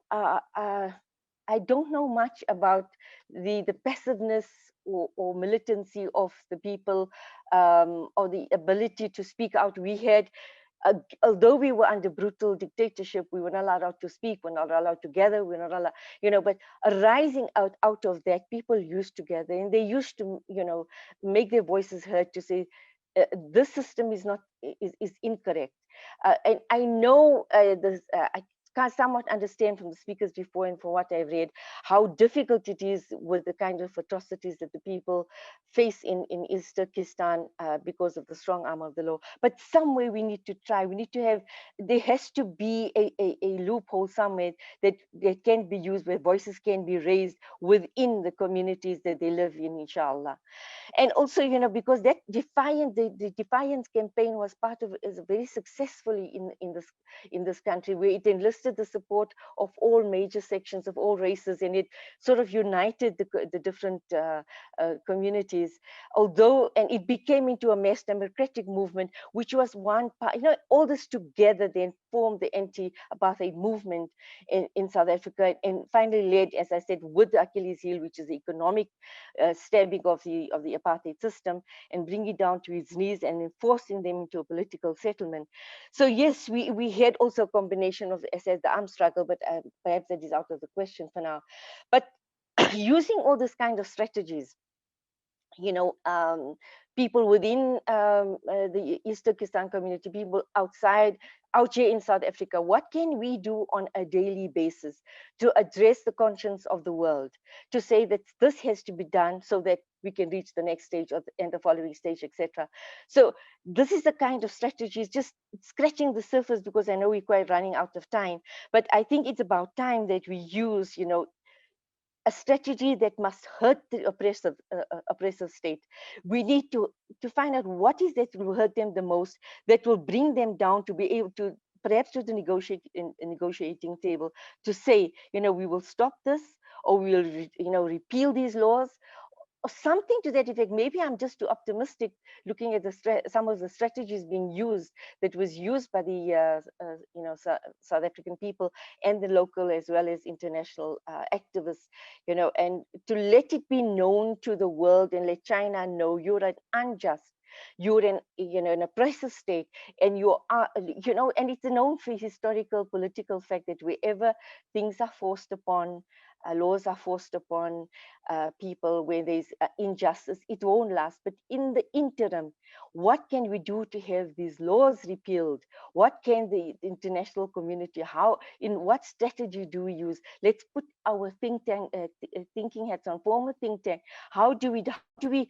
constructively divest you know, besides the boycott, divest in China. I know South Africa is part of BRICS, which is of which China is a very critical part of it. But I think there is a lot of humanity in South Africa to go around, because with all that, we need to also do social upliftment from our side, which is what our organization is all about, to do social upliftment. And if you look at liberation movements, they were successful because they started out, they commenced with the genesis of it was trying to uplift humanity while fighting for against injustice at the same time.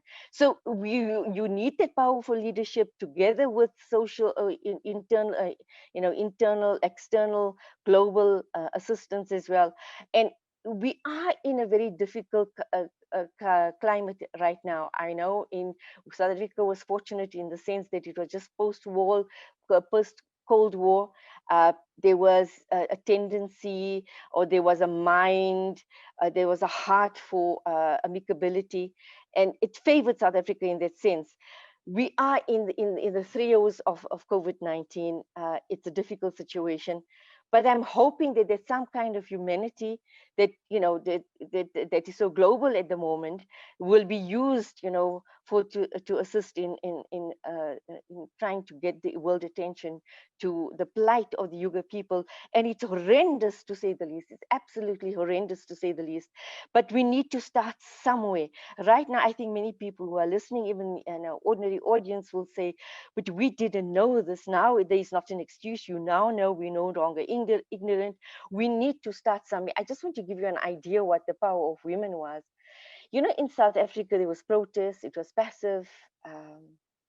Yes, there was, the placards being held. There were secret meetings. All that was happening. But a critical thing happened in this country. On 9th of August, we celebrate South African National Women's Day. And why? Because on 9th August 1956, 4 women, a white woman, Helen Joseph, a black woman, Lillian Ngoyi, a Muslim Indian woman, Rahima Musa, and a colored woman who still is surviving at the moment, Sophie Williams de Bruyn, led a march to the Union Buildings, which is the executive ruling headquarters of South Africa in Pretoria. They marched to hand in the abhorrent pass, which is like a passport for Black people to walk, to leave their location. In those parallel development, if they had to move from their location to another area, they needed to carry the terrible pass. And they handed those passes in. They were arrested. But even in prison, there was that the segregation, and the whites were given preferential treatment, and the non-whites were given. So, but it didn't stop them from speaking. Those privileged people then used their power to tell others in their communities, this is what is being done by our government. We cannot be free until our fellow patriots are free. So that kind of mindset was then created, which then led to Sharpeville in 1961, where it was, it led to the 1976 riots, and it led to the armed struggle. And you find that after the dock workers getting involved, and then also the international community galvanizing. So you had this Achilles heel, which is the hitting at the economy, the economic strength of South Africa. With the economic strength, they were able to buy arms, they were able to subjugate people, they were able to use the massive military and police force in order to brutalize the people. But it was with the Women's March that this war cry was coined: strike a woman and you strike a rock. Until today, at every Women's Day celebration, every year, it's a national public holiday, 9th of August, Women's Day. And that's the day that people repeat this war cry, because the struggle for liberation has not ended, because the real pandemic in South Africa, and this is a very important point, is gender-based violence.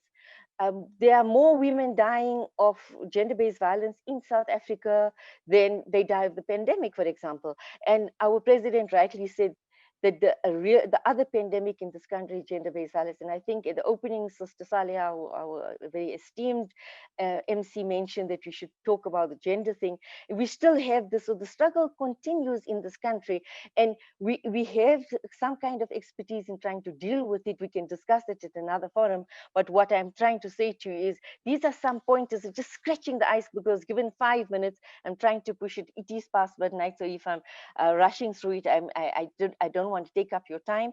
And just to give you the scratch the surface to say that we are here, we are ready to do what you tell us to do to our Uyghur sisters. We are ready to do what you tell us to do. We've got massive ground support of women. Belong to an organization. There's over 250 forums, you know, they do social upliftment on a daily basis. And some of our women have lost their beloveds, their husbands, their children, their families, their parents to the pandemic and other, you know, and some have lost their lives to gender-based violence. But once again, we rise above the struggle because the struggle does continue and we have to think ahead. There are three ways we can fight this from the Muslim perspective, Islamic perspective. One is to talk, is to pray, which we do every day. As we said, Sister Hena Zuberi will know, we pray for Sister Afia Siddiqui, who's become the poster child for struggle for women, for liberation of women who's, you know, unjustly incarcerated out there in Texas. To pray, and then secondly, to use our words, which you are doing now, using this platform to be able to speak truth to power, to speak in the belly of the beast, so to speak, and to speak truth to power using the freedom of expression that we have. And lastly, you know, action. Now we're asking you for action. How and what do we do to raise the conscience and to stir the conscience of the international community to the plight of our Uyghur communities? I've shared with you some pointers. I don't know if it'll work because, as I said, we had the reverse situation. We had a minority government imposing its will on a majority of its people. And here in your situation, it's the most brutal, most horrendous, most challenging situation because you have a massive state, oppressive arm of the state using its massive power over the people, using, you know, separating the very essence of life, which is the family, using the most powerful individual, the most powerful creation, which is the woman, to destroy the community. We are here to help and we're ever ready to listen. Thank you for having me, and I wish everyone the best with the panel. And Sister Hena Zuberi, once again, shukran for having me. Thank you. Thank you so much, Shamsa. Thank you so much for your very heartfelt information. My favorite part was about the part about accountability, as well as zoning in on the weaknesses of the Chinese Communist government. And that's something that's very good to keep in mind for us here on the ground. Before I introduce our next speaker, I just wanted to share a kind note to all of our panelists that we are currently trying to account for the longer presentations in the beginning. So I just kindly ask everyone to limit their address to 5 to 7 minutes, if that's all right. Next, we do have the amazing Zubayra Shamsaden of the Uighur Human Rights Project. She joins us as the representative of this amazing nonprofit organization, which does promote the rights of Uyghurs as well as Turkic Muslim peoples in East Turkestan through different methods such as research-based advocacy. Her organization also publishes reports and analysis defending Uyghurs from their defending their sense of civil, political, social, cultural, and economic rights according to international human rights standards. Today, Zubayra will be speaking with us about forced marriages, family separation, and Chinese propaganda impacts on Uyghur Muslim women and girls. Thank you for joining us, Zubayra. Thank you. Assalamu alaikum, and hello everyone. And thank you for having me. And it is my honor to be in such a distinguished panelists.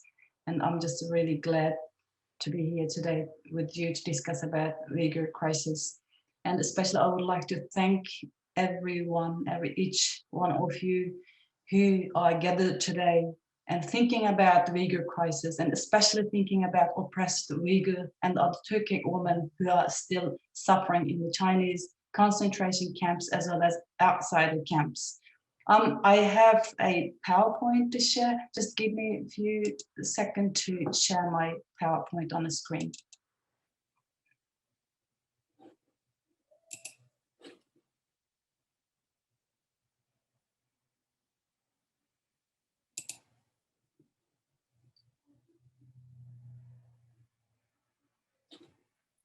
Can you see?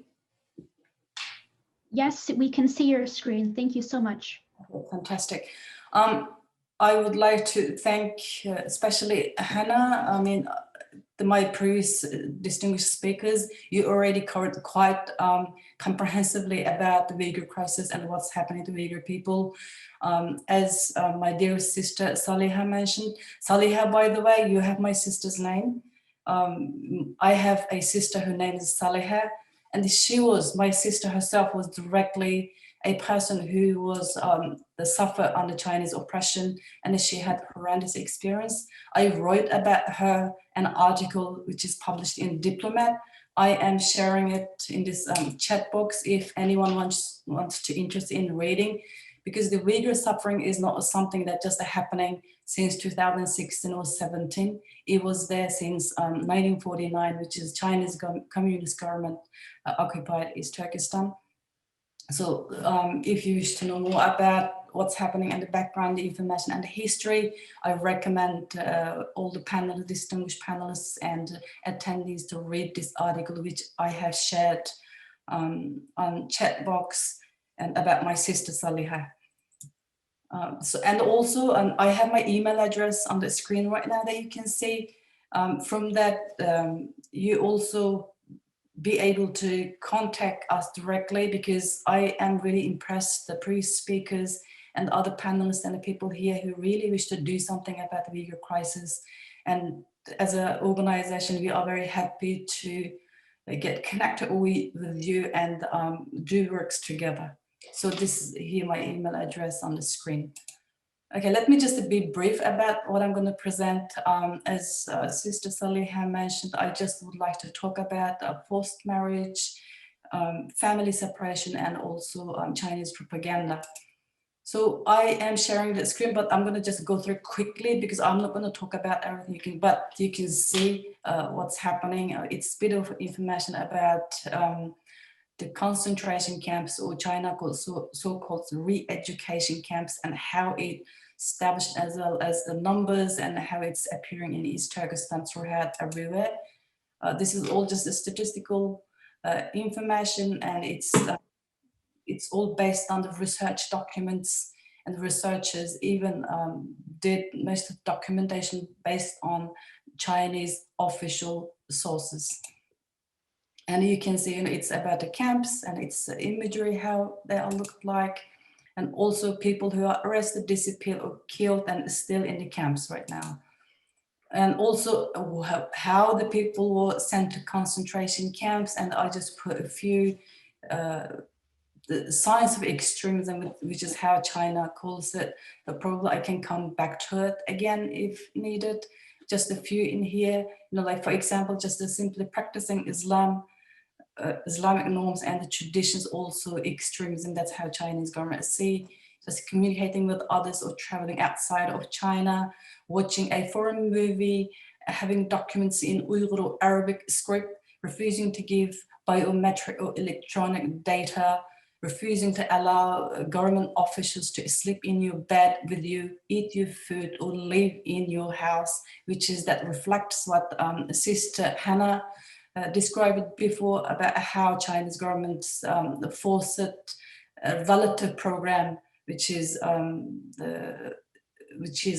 aimed to monitor Uyghur families and just attacking on privacy of Uyghur life.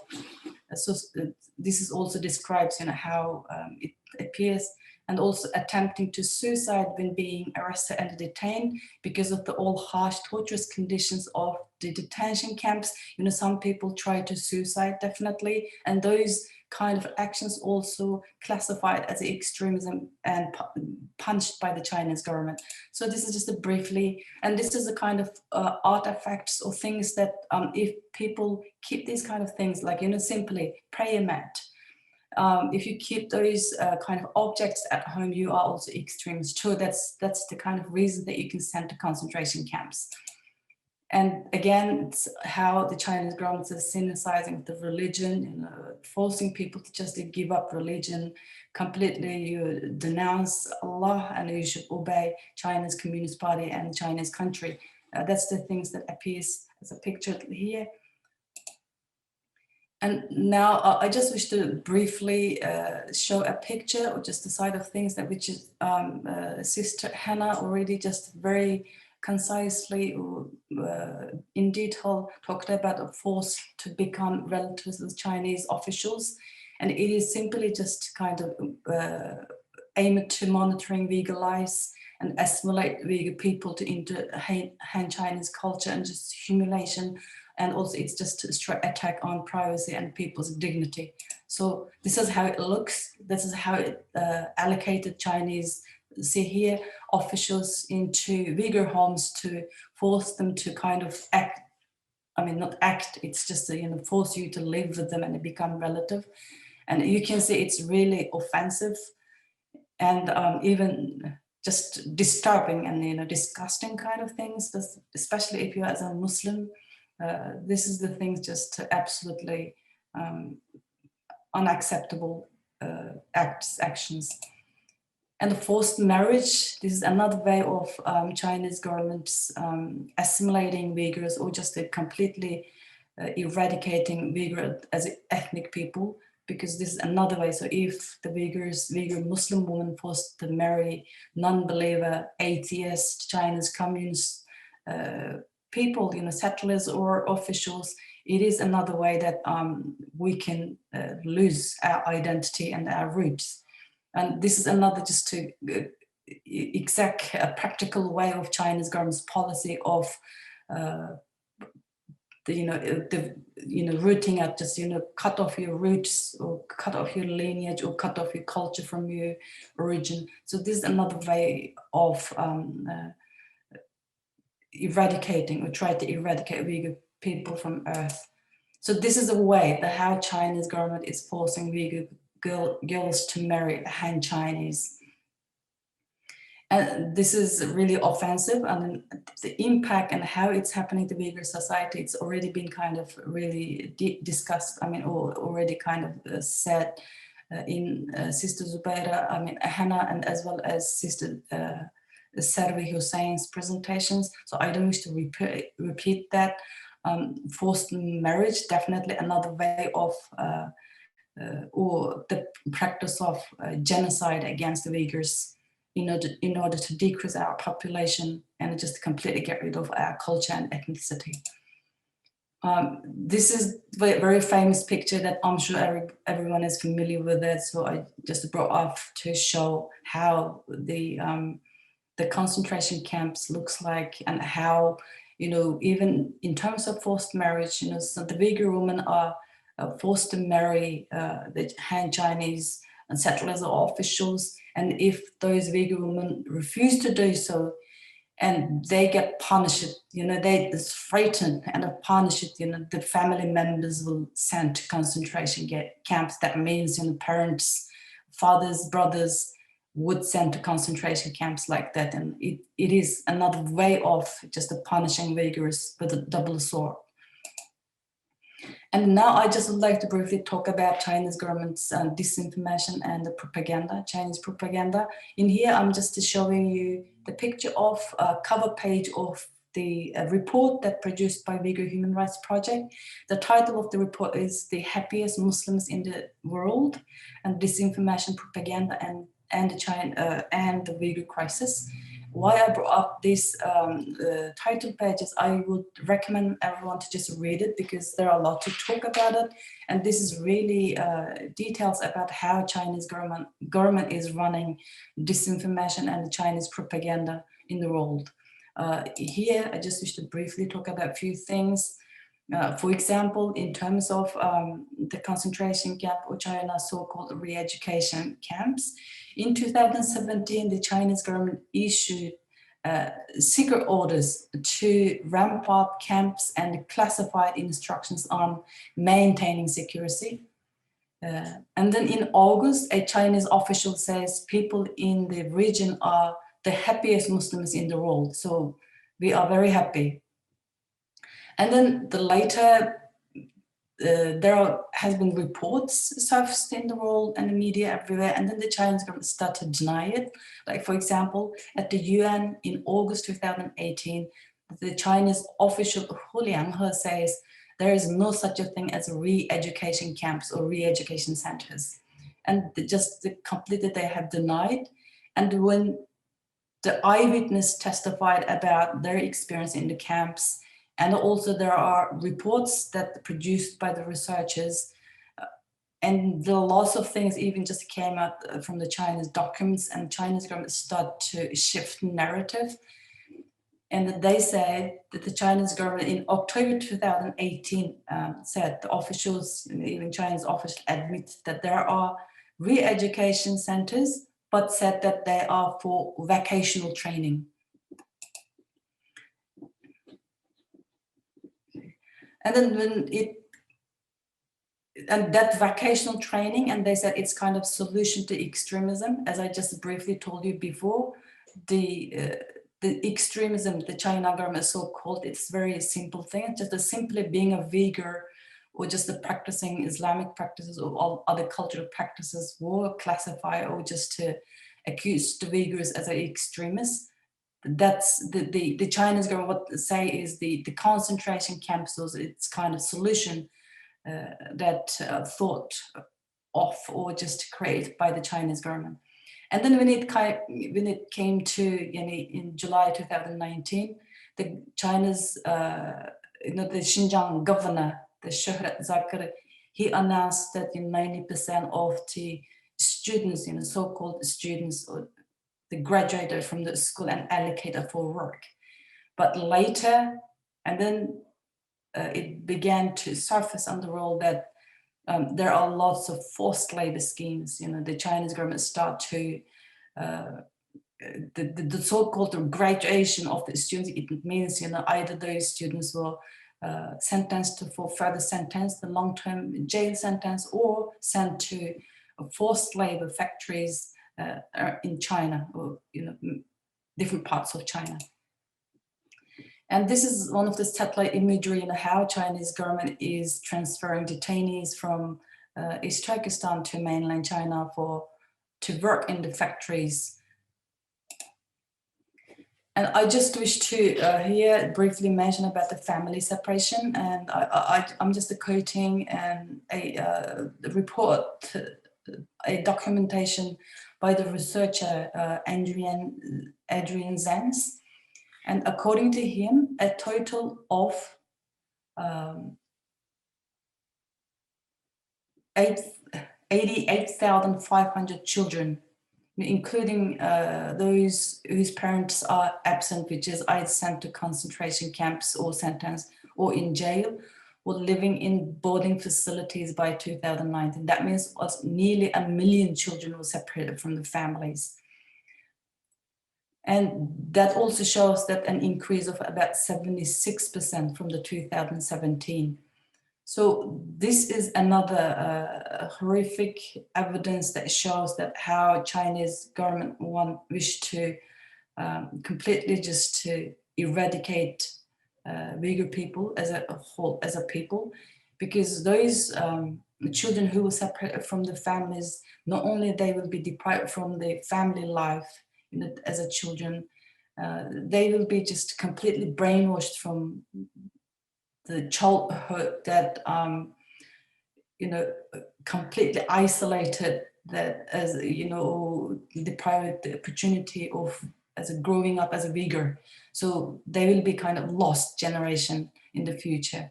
So definitely this is another way of genocide against the Uyghurs. So this is also horrific. And again, as I just told you before about the Chinese government's different, the propaganda and the disinformation, they said that the camps were closed and the people were graduated, but in reality later, there are lots of eyewitness testimonies, not just to witness testimony, and also lots of people stood up and are talking about disappeared family members. This is just a kind of tips of iceberg, but there are so many, just to list a few to see the face of those disappearances. I would like to stop here. I leave the rest of the time for Q&A. If anyone has any questions, I'm quite happy to answer about anything that I have presented or I have not. So, and also I just wish to show a few slides that if you wish to learn about more about the current genocide that's happening to Uyghurs and the other Turkic people in East Turkestan, you can read those pages or those campaigns that you can go through. And also I would like to recommend that you can visit our website and follow us on the social media, because as Sister Saliha introduced, UHRP is a research and a documentation based organization and will advocate for Uyghurs' rights from Washington, DC. And also, lastly, I would like to just bring up this page, because if anyone wishes to do anything to help at the time of genocide, so this is at least 7 things that you can do to help Uyghurs. This is again available on our website. You can visit our website and you can just look through, and please support. I'm going to stop here. So I would like to thank you again, and again take this opportunity to congratulate your International Women's Day, and especially on this special day that you're thinking of oppressed Uyghur women and your support for the Uyghurs. Thank you. Thank you. No, thank you for all of your time and sharing this really invaluable research, Sister Zubayra. And of course, it's quite endearing to learn that I share your sister's first name, and I do wish the best, all peace, love, and safety for your sister Saliha. At this time, we wanted to try to prioritize our esteemed speakers from the UK as well as from South Africa that are unfortunately having a little bit of a later time in the evening from their respective regions. So we were going to end off with Miss Yvonne Ridley, but no problem. It's my pleasure to introduce her next. Many people are quite familiar with Yvonne Ridley's work. Of course, she's a British journalist, but just for those who might not be too familiar, she's a well-known supporter of women's rights, and she's a tireless human rights campaigner for all kinds of atrocities in the world. She was previously nominated for a 2019 Nobel Peace Prize for her work that highlights the atrocities committed against Syrian as well as Rohingya women. Today, UK journalist Miss Yvonne Ridley is going to be speaking with us about how to raise our voice for Uyghur women. And this was actually a very frequent question here on our chat. So thank you for taking this topic up, Miss Yvonne. Thank you very much for that, Salia. And oh, that's my grandfather clock going off in the background. No problem. That was a great presentation, Zubayra, and of course the statistics are horrific that you showed us there. Having walked through the killing fields of Iraq, Afghanistan, Syria, and Palestine, there's one thing that they all have in common, that those in the firing line of war and conflict, the ones who suffer the most, are women and their children.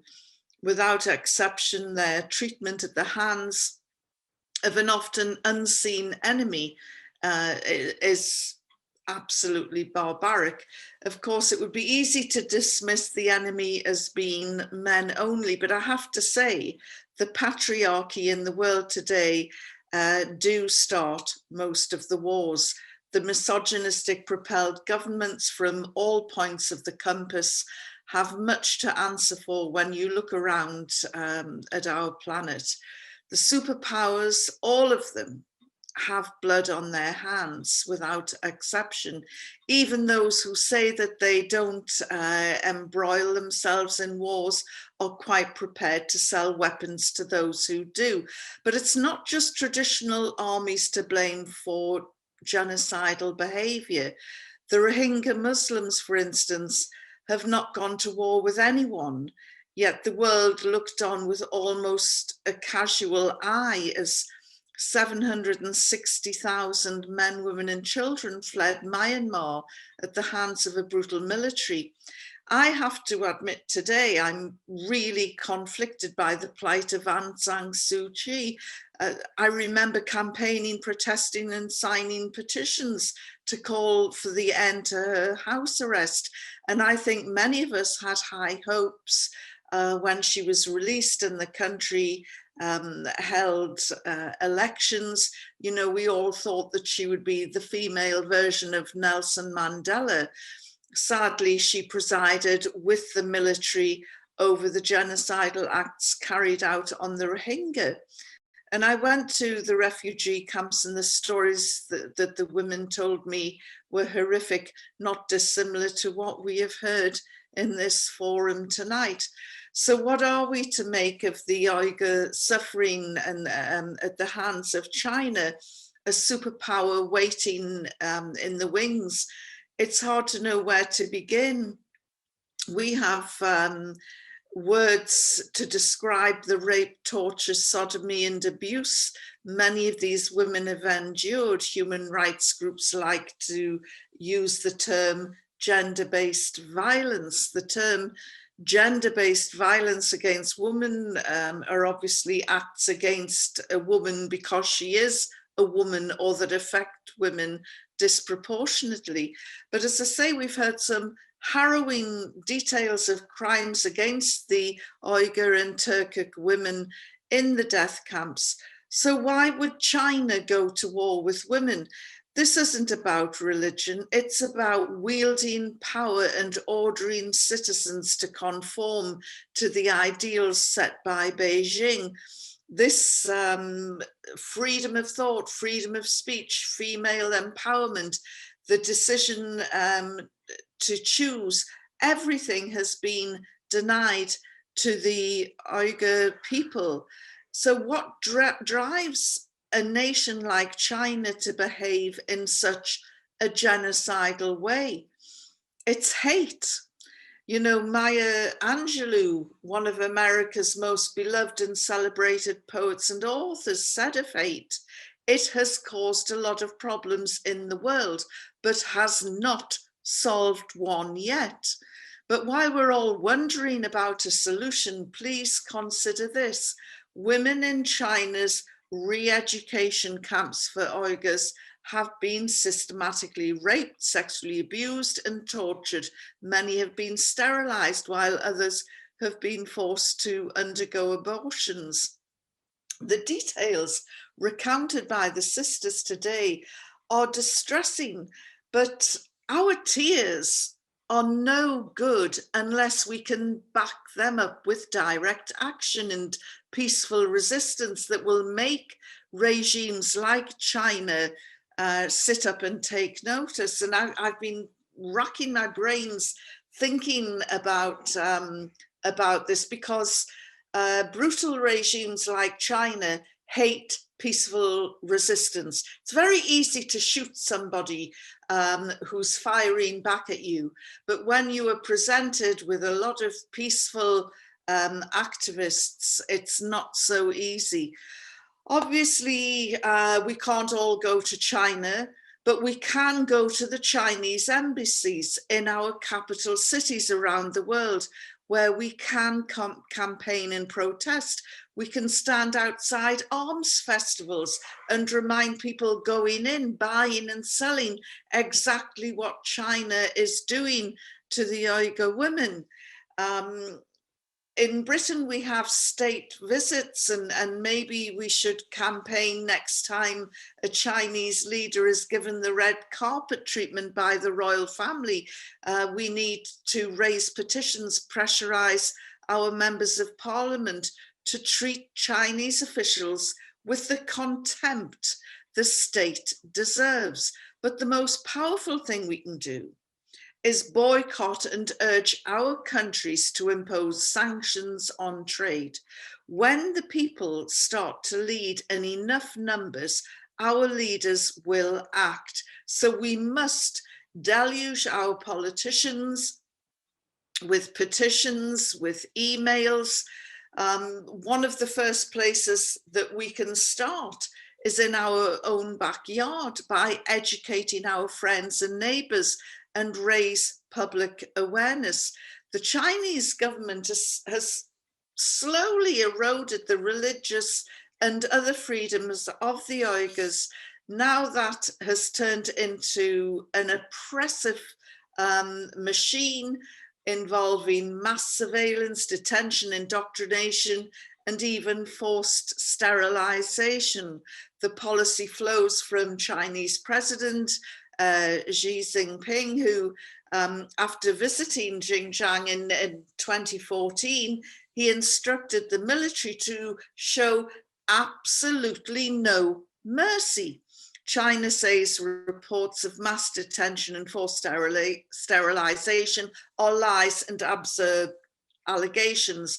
Well, we know who's lying. We know who the liars are, and the liars are the men in power in Beijing. As a journalist, I deal in facts, and here's some facts where women from the West can help our sisters in the East. Female survivors of the camps have spoken about how their heads were shaved when they arrived. You should know that China supplies more than 80% of the world's human hair products that are used by wig makers.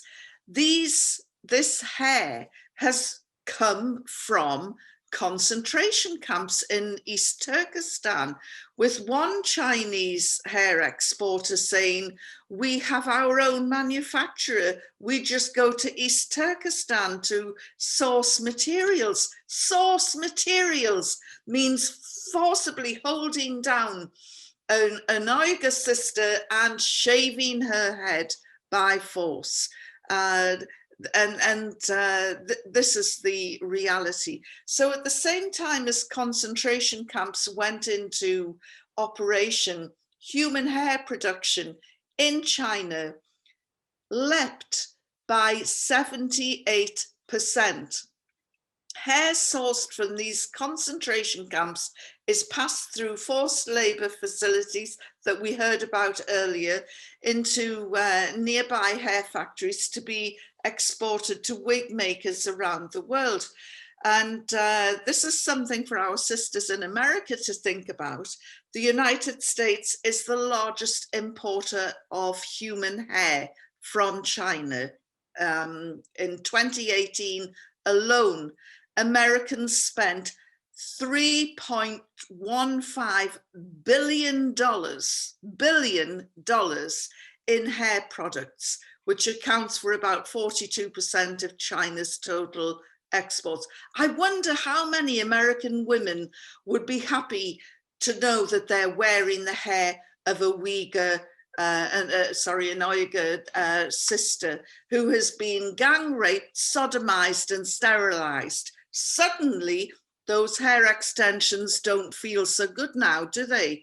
Spread the word to influencers, beauty bloggers, and the rest of the media.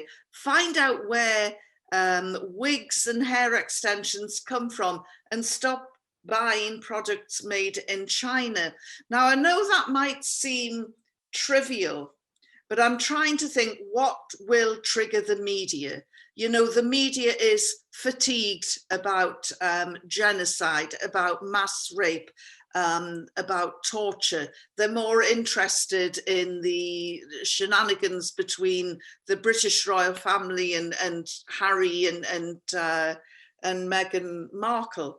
So we've got to think outside the box and try and be creative. And it just occurred to me what we could do to stir the conscience of the international community, as Sister Shamsaden in South Africa alluded to.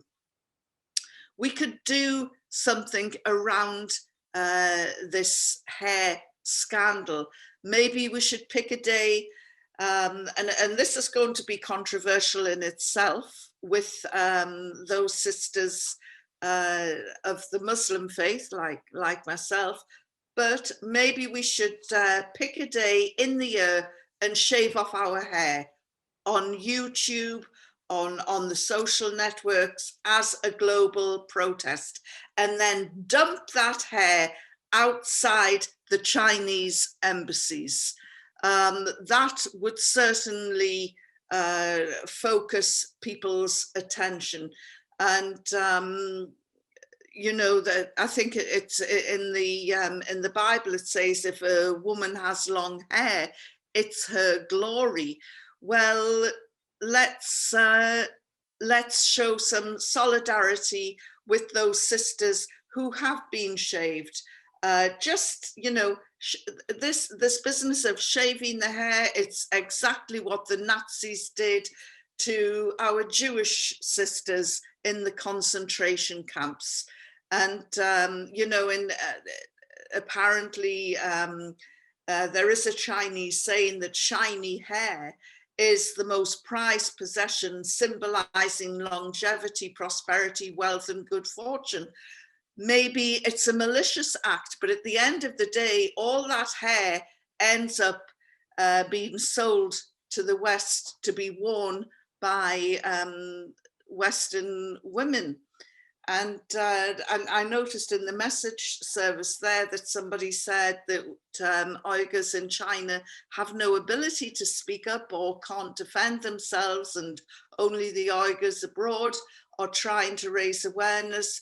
Well, that's where we should all come in and show solidarity and strength in numbers.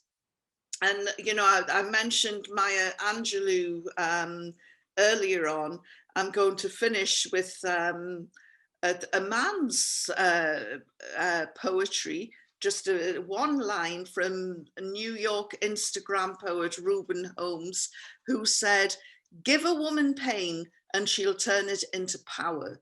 Give that woman chaos and she'll create peace." And I just think that's something for us to take into International Women's Day tomorrow, and you know, think about how we can really make headlines and shine a spotlight on the activities of Beijing.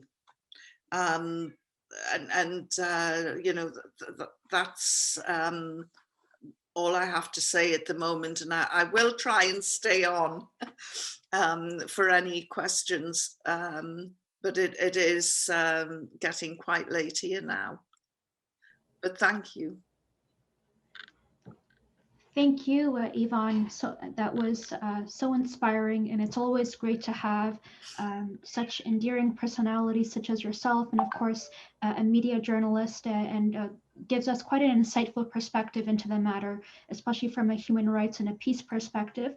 I just wanted to double check for one of our speakers, Marilyn Terkovich, whether she was available to jump on, and I think that she should be. Marilyn has a commitment that is nearing us, so I just wanted to perhaps introduce her next. She might talk for 4 to 5 minutes, and before she does, and I saw your message there, Marilyn, thank you so much for your time, and I do look forward to introducing you now and having you go on next. Of course, she is the executive director at the International Charter for Compassion.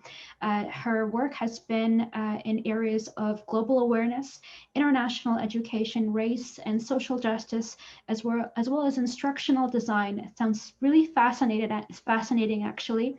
She's worked internationally in Brazil, Croatia, Guatemala, India, Japan, with various community groups, and in the United States, of course, developing new program approaches in community involvement, action, and education. I do really appreciate your time, Marilyn, and please feel free to take it away.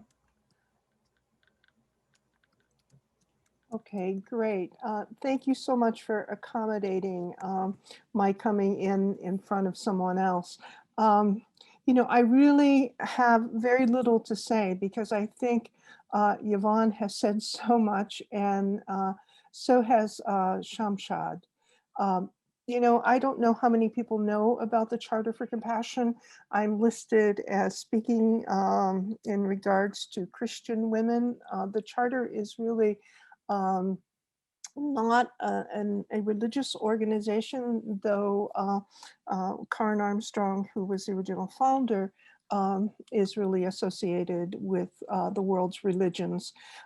Our work is really to look at compassion in the way of action. And through the years, we've only been around for 10 years, but I think we've created a wonderful network.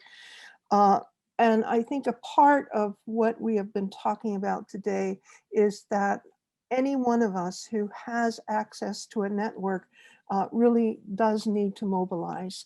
And part of what we've heard today is certainly, I an issue of human rights, of women's and girls' rights. It's a social justice issue of which we need to be concerned about. And I think Yvonne has spoken some really incredible ideas that I would love to put in front of all of the people around the world who are part of the Charter for Compassion. And, you know, Shamsaden reminded us of what the anthropologist Margaret Mead said about never underestimate what a small group of people can do. And I would say never underestimate what a small group of women can do, because I have to say that in the work that we do, the majority of that work is being done by women around the world. And so I am really hopeful that we can do something. And one of the things that we have done in the past is we've written guides, for example. We did one on the Islamophobia issue. We have worked with the Rohingyas in helping to do fiscal sponsorship for aiding people. And that's the kind of work that we do. But I'm reminded as I'm listening to all of this today, and I spent time yesterday reading and watching videos. It's amazing how much we don't know. And I'm going to almost make the assumption that there's a majority of people, even in China, who don't know what we're talking about. And so education is so incredibly important here. And the ideas that have been shared are extremely important, including the ones that were action statements that appeared earlier in the chat box. One of the things that I almost feel that I personally would like to do is to write a letter to the people of China. And I don't know what that would do, but if each of us would write letters and do the kinds of actions, the hair issue is really quite interesting. And I would like to propose that what we might be able to do collectively, I mean, there's a good number of people who have been on this webinar today, but it's such a small fraction of people. And the information that has been shared has been so incredible, but we need to think beyond this small number. We really need to think, how is it that each of our groups can reach out to similar groups? And though I started out by saying that we're really not so much a religious group. I mean, interfaith and religion is one of 12 sectors with whom we work. We also work with women and girls and social justice and people in business, etc. All of whom I really would love to get involved in this. But if we could invite people in a large education sit-in, kind of the thing that happened in the United States early in civil rights, where we had the Mississippi schools, where people were really taught about history. And so I would like to propose that we think about doing something like that, because it's really, I believe, one of the most powerful things that we have to give to one another. And I would, without taking on responsibility for all of the people who work with the Charter for Compassion, I would say that I would like to propose to them that this issue is one that we would really hold to our hearts in the next months and very possibly the next years. We have worked in the past with Sound Vision, and I'm very proud of that association, and most proud of when the anti-Muslim, or for Muslims to sign and register, came out of our last presidents. We joined hands so that we can work in communion with all people being Muslims. So that is my pledge, and I really hope to get to know each person on this call, and it was a real honor to be here with you. Thank you very much. Really, the honor is all ours, Marilyn. I do wanted to thank you despite commitments here on everyone's end. And of course, that brings me to our next guest, who is also joining us from all the way in South Africa, just keeping in mind that I'm in Canada and we have a few members from also other parts of the United States, as well as from the UK. So international team here at united under one shared mutual goal, which is to end the forced labor and genocide, as well as the gender-based and sexual and gender-based violence against Uyghur, Muslim, and Turkic ethnic women and girls in East Turkestan. Next, I'm so happy to introduce Kathy Kaler, who joined us with a really unique background here. Kathy's the radio host and CEO of 101.9 Chai FM, which is South Africa's first Jewish radio station. Sounds super fascinating. I'd love to give it a listen one day. Kathy's professional background is actually in marketing and public relations. She joins us today as a mentor, a business analyst, a thought leader, as well as a speaker. Kathy, without further ado, please feel free to go on. Thank you so very much. I would just like to just say thank you so much for putting this together, and just to say salam to everybody on the group. Let me tell you that I am based in Johannesburg, so please forgive the blurry-eyedness. I don't usually look this tired, and it's coming up for almost 1:30 in the morning.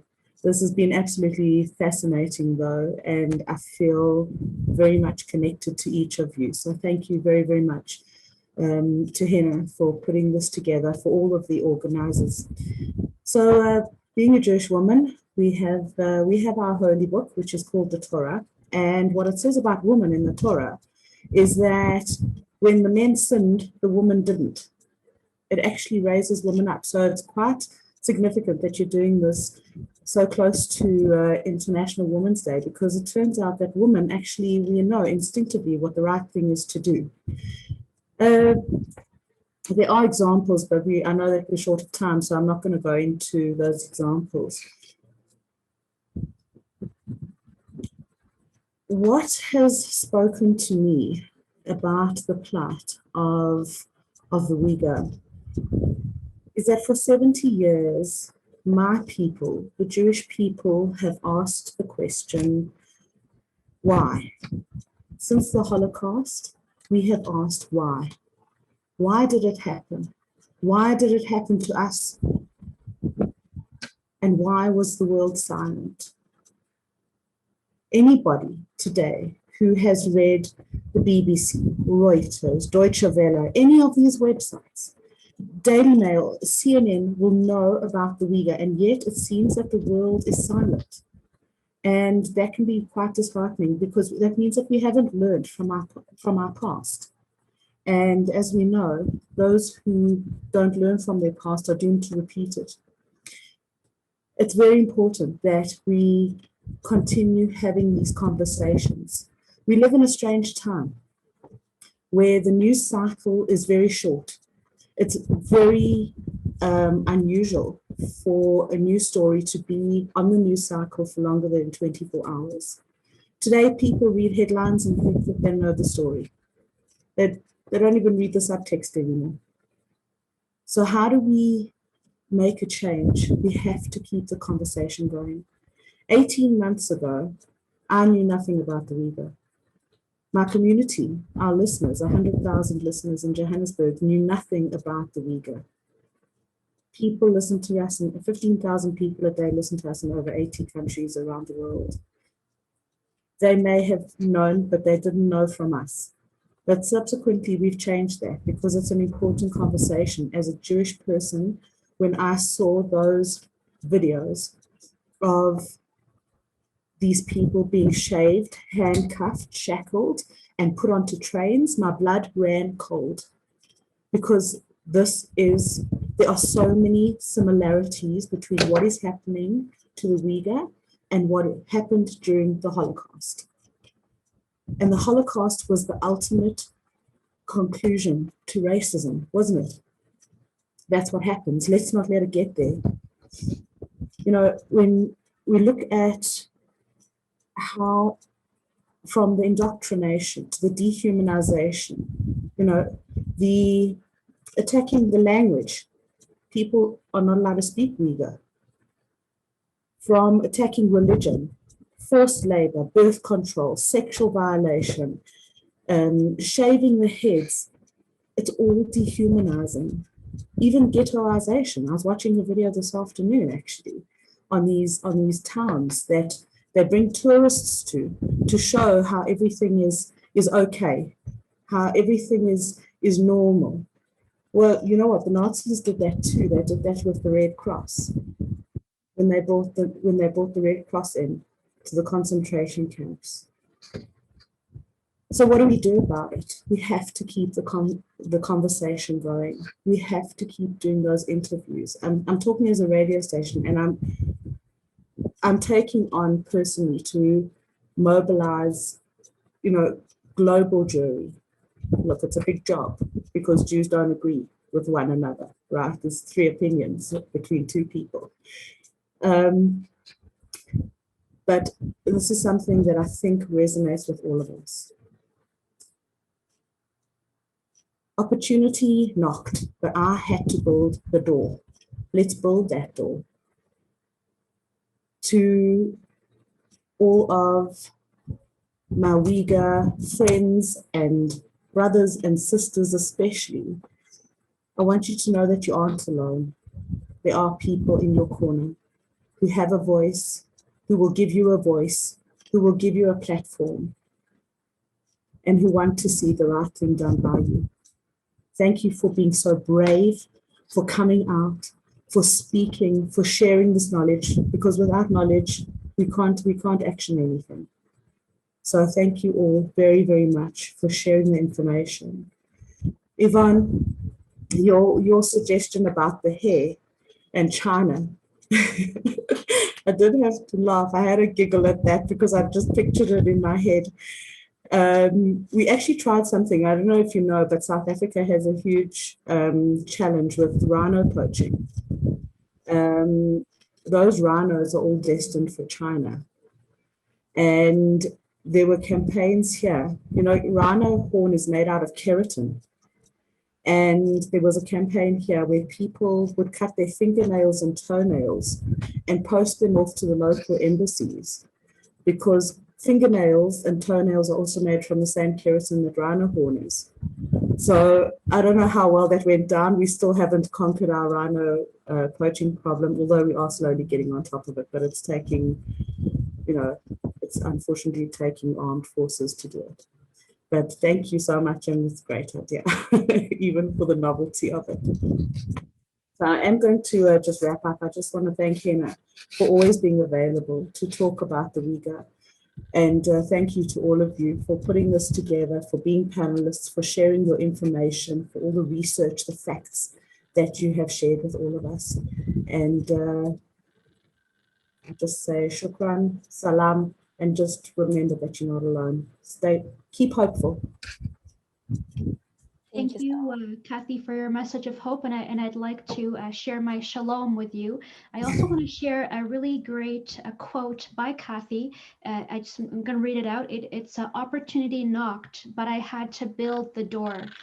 That's by Kathy Kaler, and I just feel like a saying like that resonates with so many of us, and it's quite encouraging to learn something like that. And it's also quite encouraging to learn about Jewish solidarity with Uyghurs, simply because the experience there is so similar, and it's definitely shared.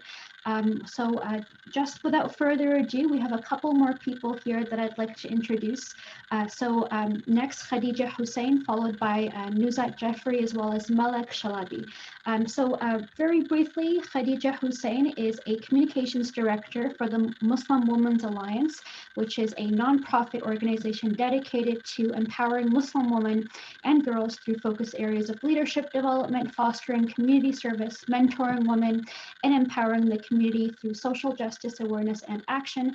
Khadija will be speaking with us about the role of Muslim women in ending the Uyghur genocide. Please go ahead, Khadija, and thank you everybody for your time. Thank you, Salaha. I begin in the name of God, most merciful, most kind. Bismillah ar-Rahman ar-Rahim. Thank you to all the organizers at Justice for All for putting this conference together. To all the esteemed speakers on this panel, your tireless activism is inspiring and gives hope that one day soon this genocide will end and our Uyghur sisters will be free. In the past year, life in a pandemic has changed the way everything operates, including community organizing and activism. However, Muslim women leaders did not stand still in the face of increasing violence and human rights abuse of the Uyghur people. In order to raise awareness about the crimes against humanity, force accountability from US companies operating in China, and demand world leaders take action, Muslim women leaders are diverse in their advocacy. Knowing that it would take a multifaceted approach, you have Muslim women leaders leading international boycotts, demanding retailers stop using goods made by forced labor. You also have Muslim women activists through social media platforms, leading advocacy training Zooms, Twitter storms, and letter writing campaigns to elected officials. In addition, you have Muslim women bringing the urgency of the plight of the Uighur through art, literature, and journalism. Last summer, news broke about the extensive list of major global retailers using products made by imprisoned Uyghurs. Muslim women amplified the call to boycott all goods being sourced from the Xinjiang province in China. Increased pressure on brands like Gap, Amazon, Nike, through demands from 118 human rights groups and countless social media users, resulted in journalists following the chain of supply of consumer goods directly to forced labor by detained Uyghur. This PR nightmare had a direct financial impact on China, with leading companies like IKEA and H&M stating they would no longer source from Xinjiang, and many more following suit.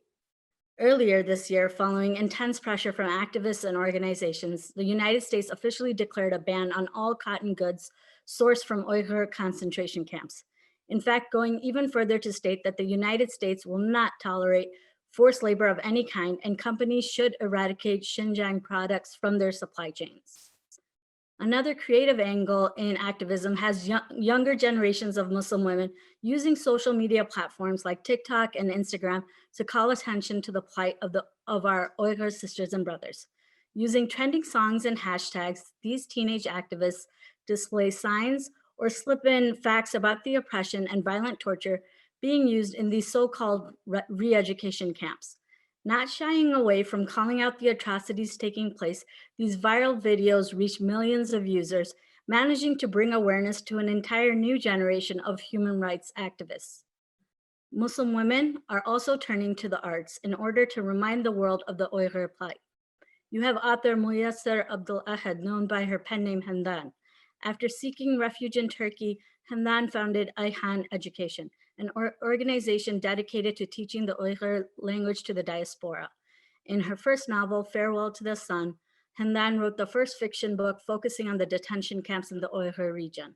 NPR reported last week on the power of arts and activism, as was seen recently at the Uyghur Awareness Art Show held by the Muslim Students Association at University of Connecticut. From visual and performance art by these student activists, the Yukon MSA raised money for Uyghur widows and orphans along with a petition campaign. Here's an excerpt from a poem called Through Their Eyes. All they wanted was to live in harmony with themselves. They have that right, they have that liberty, but it was lost in the abyss. So much power in their being. The dryness in their throat begs to be replenished. They are losing the battle. But through their eyes, we must search for them. We must fight for them. We must live for them. We must reform for them. We must find them through their eyes, save them. While the goal of China is to erase the Uyghur identity, Muslim women activists will never allow that to happen. In the words of the great Maya Angelou, the truth is, no one of us can be free until everybody is free. And until that day comes, the advocacy, the activism of Muslim women ensures that the calls for justice for our Uyghur sisters will echo throughout the world until it is answered. Thank you. Thank you, Khadija. That was beautiful. I did appreciate you going into the history there. I did want to really happily introduce our next speaker, which is actually a Canadian, fellow Canadian, such as myself, and of course somebody with such a unique background and position and perspective, given her position in working with all kinds of women and girls in the community, and that is of course Miss Nuzat Jeffrey, who is the Executive Director of the Canadian Council of Muslim Women, which is a nonprofit organization here in the Toronto area. She has a lot of leadership experience in the public, private, and not-for-profit sectors. In the Ontario government, Nuzat has led legislation and policy development, human resources, and communications functions in various ministries and agencies, including the Ministries of Education, Community and Social Services, Culture and Citizenship and Immigration Programs. I'm quite excited to introduce her today to speak about the perspective of the future of Canadian solidarity with Uyghurs, as recently in Canadian Parliament, as well as in the federal government, there have been a few positive developments, but of course, nothing like what we've seen in the UK or the US. So I hope that I know that she's going to talk about that now. Thank you and welcome to the program, Nuzat. Thank you, Saleha, and thank you, Justice for All, and all of the speakers. I was so, I don't know, I was overcome with emotion. The more I heard about the atrocities and the torture and just the ugliness of what's going on, I was losing hope. But then some of you came up with the actions that have been taken to actually make a difference, and hopefully, you know, we can join with you to make that happen, because we have actually Canadian Council of Muslim Women is a national women's organization. It's one of the oldest Muslim organizations in the country. We've been around for almost 40 years, and our commitment is to the equality, equity, and empowerment of Canadian Muslim women. So we focus on actions in Canada, you know, so we look at Canadian policy, Canadian legislation, and advocate on behalf of Canadian Muslim women to governments, to other service providers, and so on. But we join in solidarity with other Muslim women who are suffering. So we've done a lot of work with fellow Muslim women in advocating for change for women in other countries as well. In the case of the Uighur that we've been discussing all afternoon, the Canadian government did, well, it's not the government of Canada, but the House of Commons, or the Parliament of Canada, on February 22nd, voted in favor of a motion that labeled China's actions against Uyghur genocide. So at least there's an acknowledgement. But the sad thing was that only one cabinet minister, that is Foreign Minister Marc Garneau, was present for the vote, and he abstained. So unfortunately, political leadership from the government is wanton still. And in fact, even our Prime Minister and all other cabinet ministers were absent from this vote. So the government has to show leadership, but that cannot happen without action from other Canadians. And of course, we hope that we're going to be able to become more active on the file and ask the government to take action. So one of the things that struck me was what Canada did about the Rohingya crisis. They actually appointed a special envoy, the Honorable Bob Rae, to actually, a special envoy to Myanmar, to study the situation. And what struck me was that, you know, there were thousands and thousands of, hundreds of thousands of displaced persons. So there were atrocities against women and girls, and the Rohingya people right in Myanmar, but then there were all these displaced persons. And of course, women and children were suffering greatly, as they are in all of these situations, as we've heard over and over again about the suffering of the Uyghur women and children. So he went there, Bob Rae went there, and he studied the situation, and he came back with a very, very extensive report. And not only that, Canadian government committed to spending money, in helping the Rohingya. And then, of course, because they were displaced persons, the issues of refugees was very acute as well. Well, in the case of China, no one can get out of that place. So we don't have the issue of thousands of displaced persons or refugees. And I find that very interesting because the action, I think, sometimes is prompted by what Western governments have to do to deal with, a refugee crisis. So the motivation is very different. And it's very interesting, someone already said this, but the world has been silent for the most part when it comes to persecution of the Uyghurs. And it wasn't that active either on the plight of the Rohingya. And the commonality there is they're majority Muslims. And the atrocity was being perpetrated by either the Burmese in the case of Myanmar, or the Chinese, the Han, Chinese Communist Party. But the West is not interested in resolving that issue. They have been silent. So it's up to civil society like ours to take on governments to act. I know we're running out of time, but I thought that in the Canadian motion, there were a few interesting ideas. So one was to urge the International Olympic Committee to move the 2022 Olympics from Beijing. You all talked about, boycotts and divestments. Well, that boycott is a pretty important one. And then I know that at a government level, sanctions, work because they hurt the pocketbook, they hurt the economy. Because of the unfortunate situation with China and the Canadian government, they're reluctant to take action. But I think exposing all of these atrocities over and over again, just all of the strategies that you've talked about, we can bring about some action. So what we're committing to doing, the Canadian Council of Muslim Women is committing to doing, is standing in solidarity with all of you to bring about change at the government level. And also, we have a project underway currently, so we're interested in hearing from Uyghur women directly. We're looking at their health and their resource participation, and any other social issues that they're encountering. So if you happen to live in Canada, or even if you don't, but you have relatives or friends who live in Canada, I'm going to give you an email address. And maybe we can just put it in the chat box, info@ccmw.com, info@ccmw.com. We would really like to hear from you, and we will join you in your fight.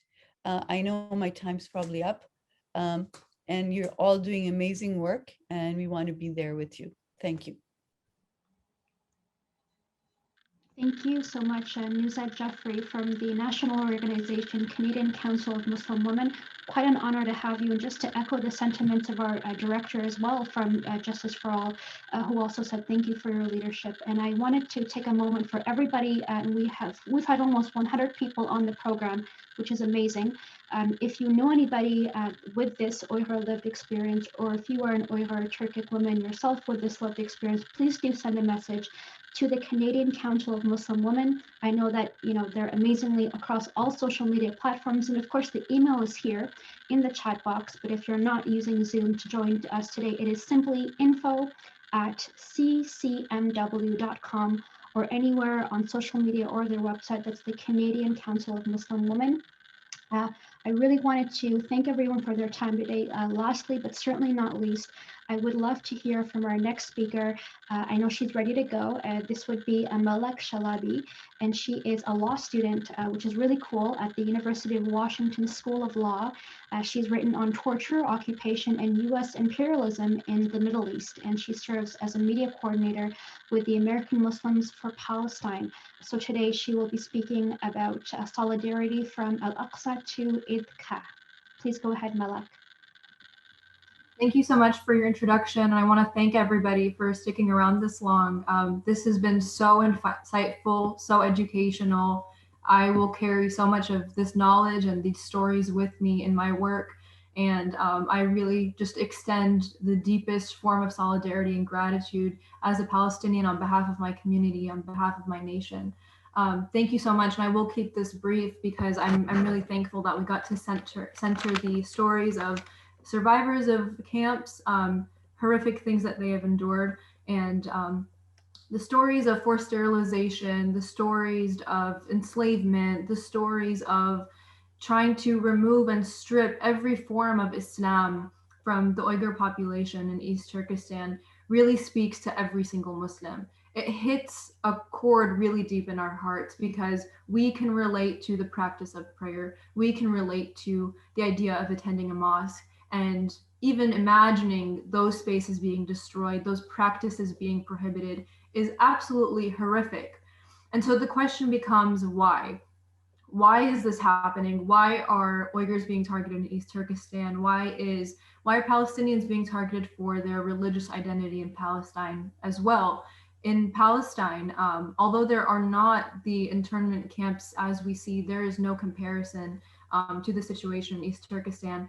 And what we do see, though, in a similarity is that the regimes use the stripping of religion as a tool to demoralize the society. So during the bombing attacks on Gaza, they specifically target mosques to destroy those religious spaces. We also see the ban on the adhan in public spaces. We also see restrictions on who's able to go to prayer. And that's because they're worried about youth mobilizing and younger people being able to rise up against oppression and occupation in Palestine. But the question once again is why? Why are Muslims being targeted for their religious identity in these situations? And the answer to that is because they see Islam as a threat to the status quo, a threat to the understanding that a specific regime, a specific government has complete power and control over people, because Islam serves as a way to liberate us from these oppressors, and every Muslim in that way serves as a vessel of faith. They serve as a vessel of humanity. They serve as a vessel of freedom in refusing to follow or obey rulings or intimidation that will push them away from that. So please know that the Uyghur Muslims and the families of the Uyghur Muslims are in our prayers. Palestinians, even back home, especially back home, have repeatedly protested and wrote on the specific issue because it is so harrowing. And to every Muslim who is being oppressed on the basis of their faith, they will one day see the light, they will one day see freedom. And we are all here working hand in hand to ensure that that happens. And just to close out, I think it's really important, especially now as we're brainstorming and sharing ideas, that I for sure have also taken down to share with my organization as to how we can work in collaboration and solidarity. I think it's really important to fund the work that's already happening. Justice for All, this is what I know, the organization I'm most familiar with has done incredible advocacy work here in the United States, and the other organizations that we learned about today as well are doing incredible work. So please be sure to support them. Please be sure to allow this work to continue, because they are in the halls of Congress. They are working with media, and they are making sure that the cause of the Uyghur Muslims is heard in every corner of this earth. So thank you so much for your time, and thank you for organizing this session. Thank you, Malak. And I just wanted to thank everyone, all of our attendees, especially our esteemed panelists today for contributing your incredible expertise on genocide and gender in the 20th century concerning Uyghur women, and to bring together your incredible collection of some of the finest thoughts, studies, research, and experiences from your respective backgrounds and fields. Today, as everyone knows, just to recap, we examined Uyghur gender discourses in their genocide and in the crimes against humanity that they are currently experiencing, as well as their 21st century atrocity crimes being committed by the Chinese Communist Party in the government in China today. We looked over, or we examined rather, with the help of our leadership team, the practices going on right now, as well as the experiences that come out of ethnic cleansing and genocide in the 21st century. I wanted to thank everybody. If you're joining us through Zoom, please take a look at our chat section as we've tried to share all certain kinds of calls to action as to how you can make a difference. You can also just visit our campaign website dedicated to fighting this, this horrible atrocity. That's simply www.saveuyghur.org. Save Uyghur, that's Save Uyghur, UIGHUR.org. On our campaign website, you will find all different kinds of ways to assist, whether that's contributing to one of our campaigns, launching an action alert, or even just volunteering with us behind the scenes. And a couple of our speakers today were actually interns or team members from our respective campaigns. So thank you again so much. I do want to thank everyone, despite going a little bit over time, unfortunately. Thank you so much for our esteemed panel of guests.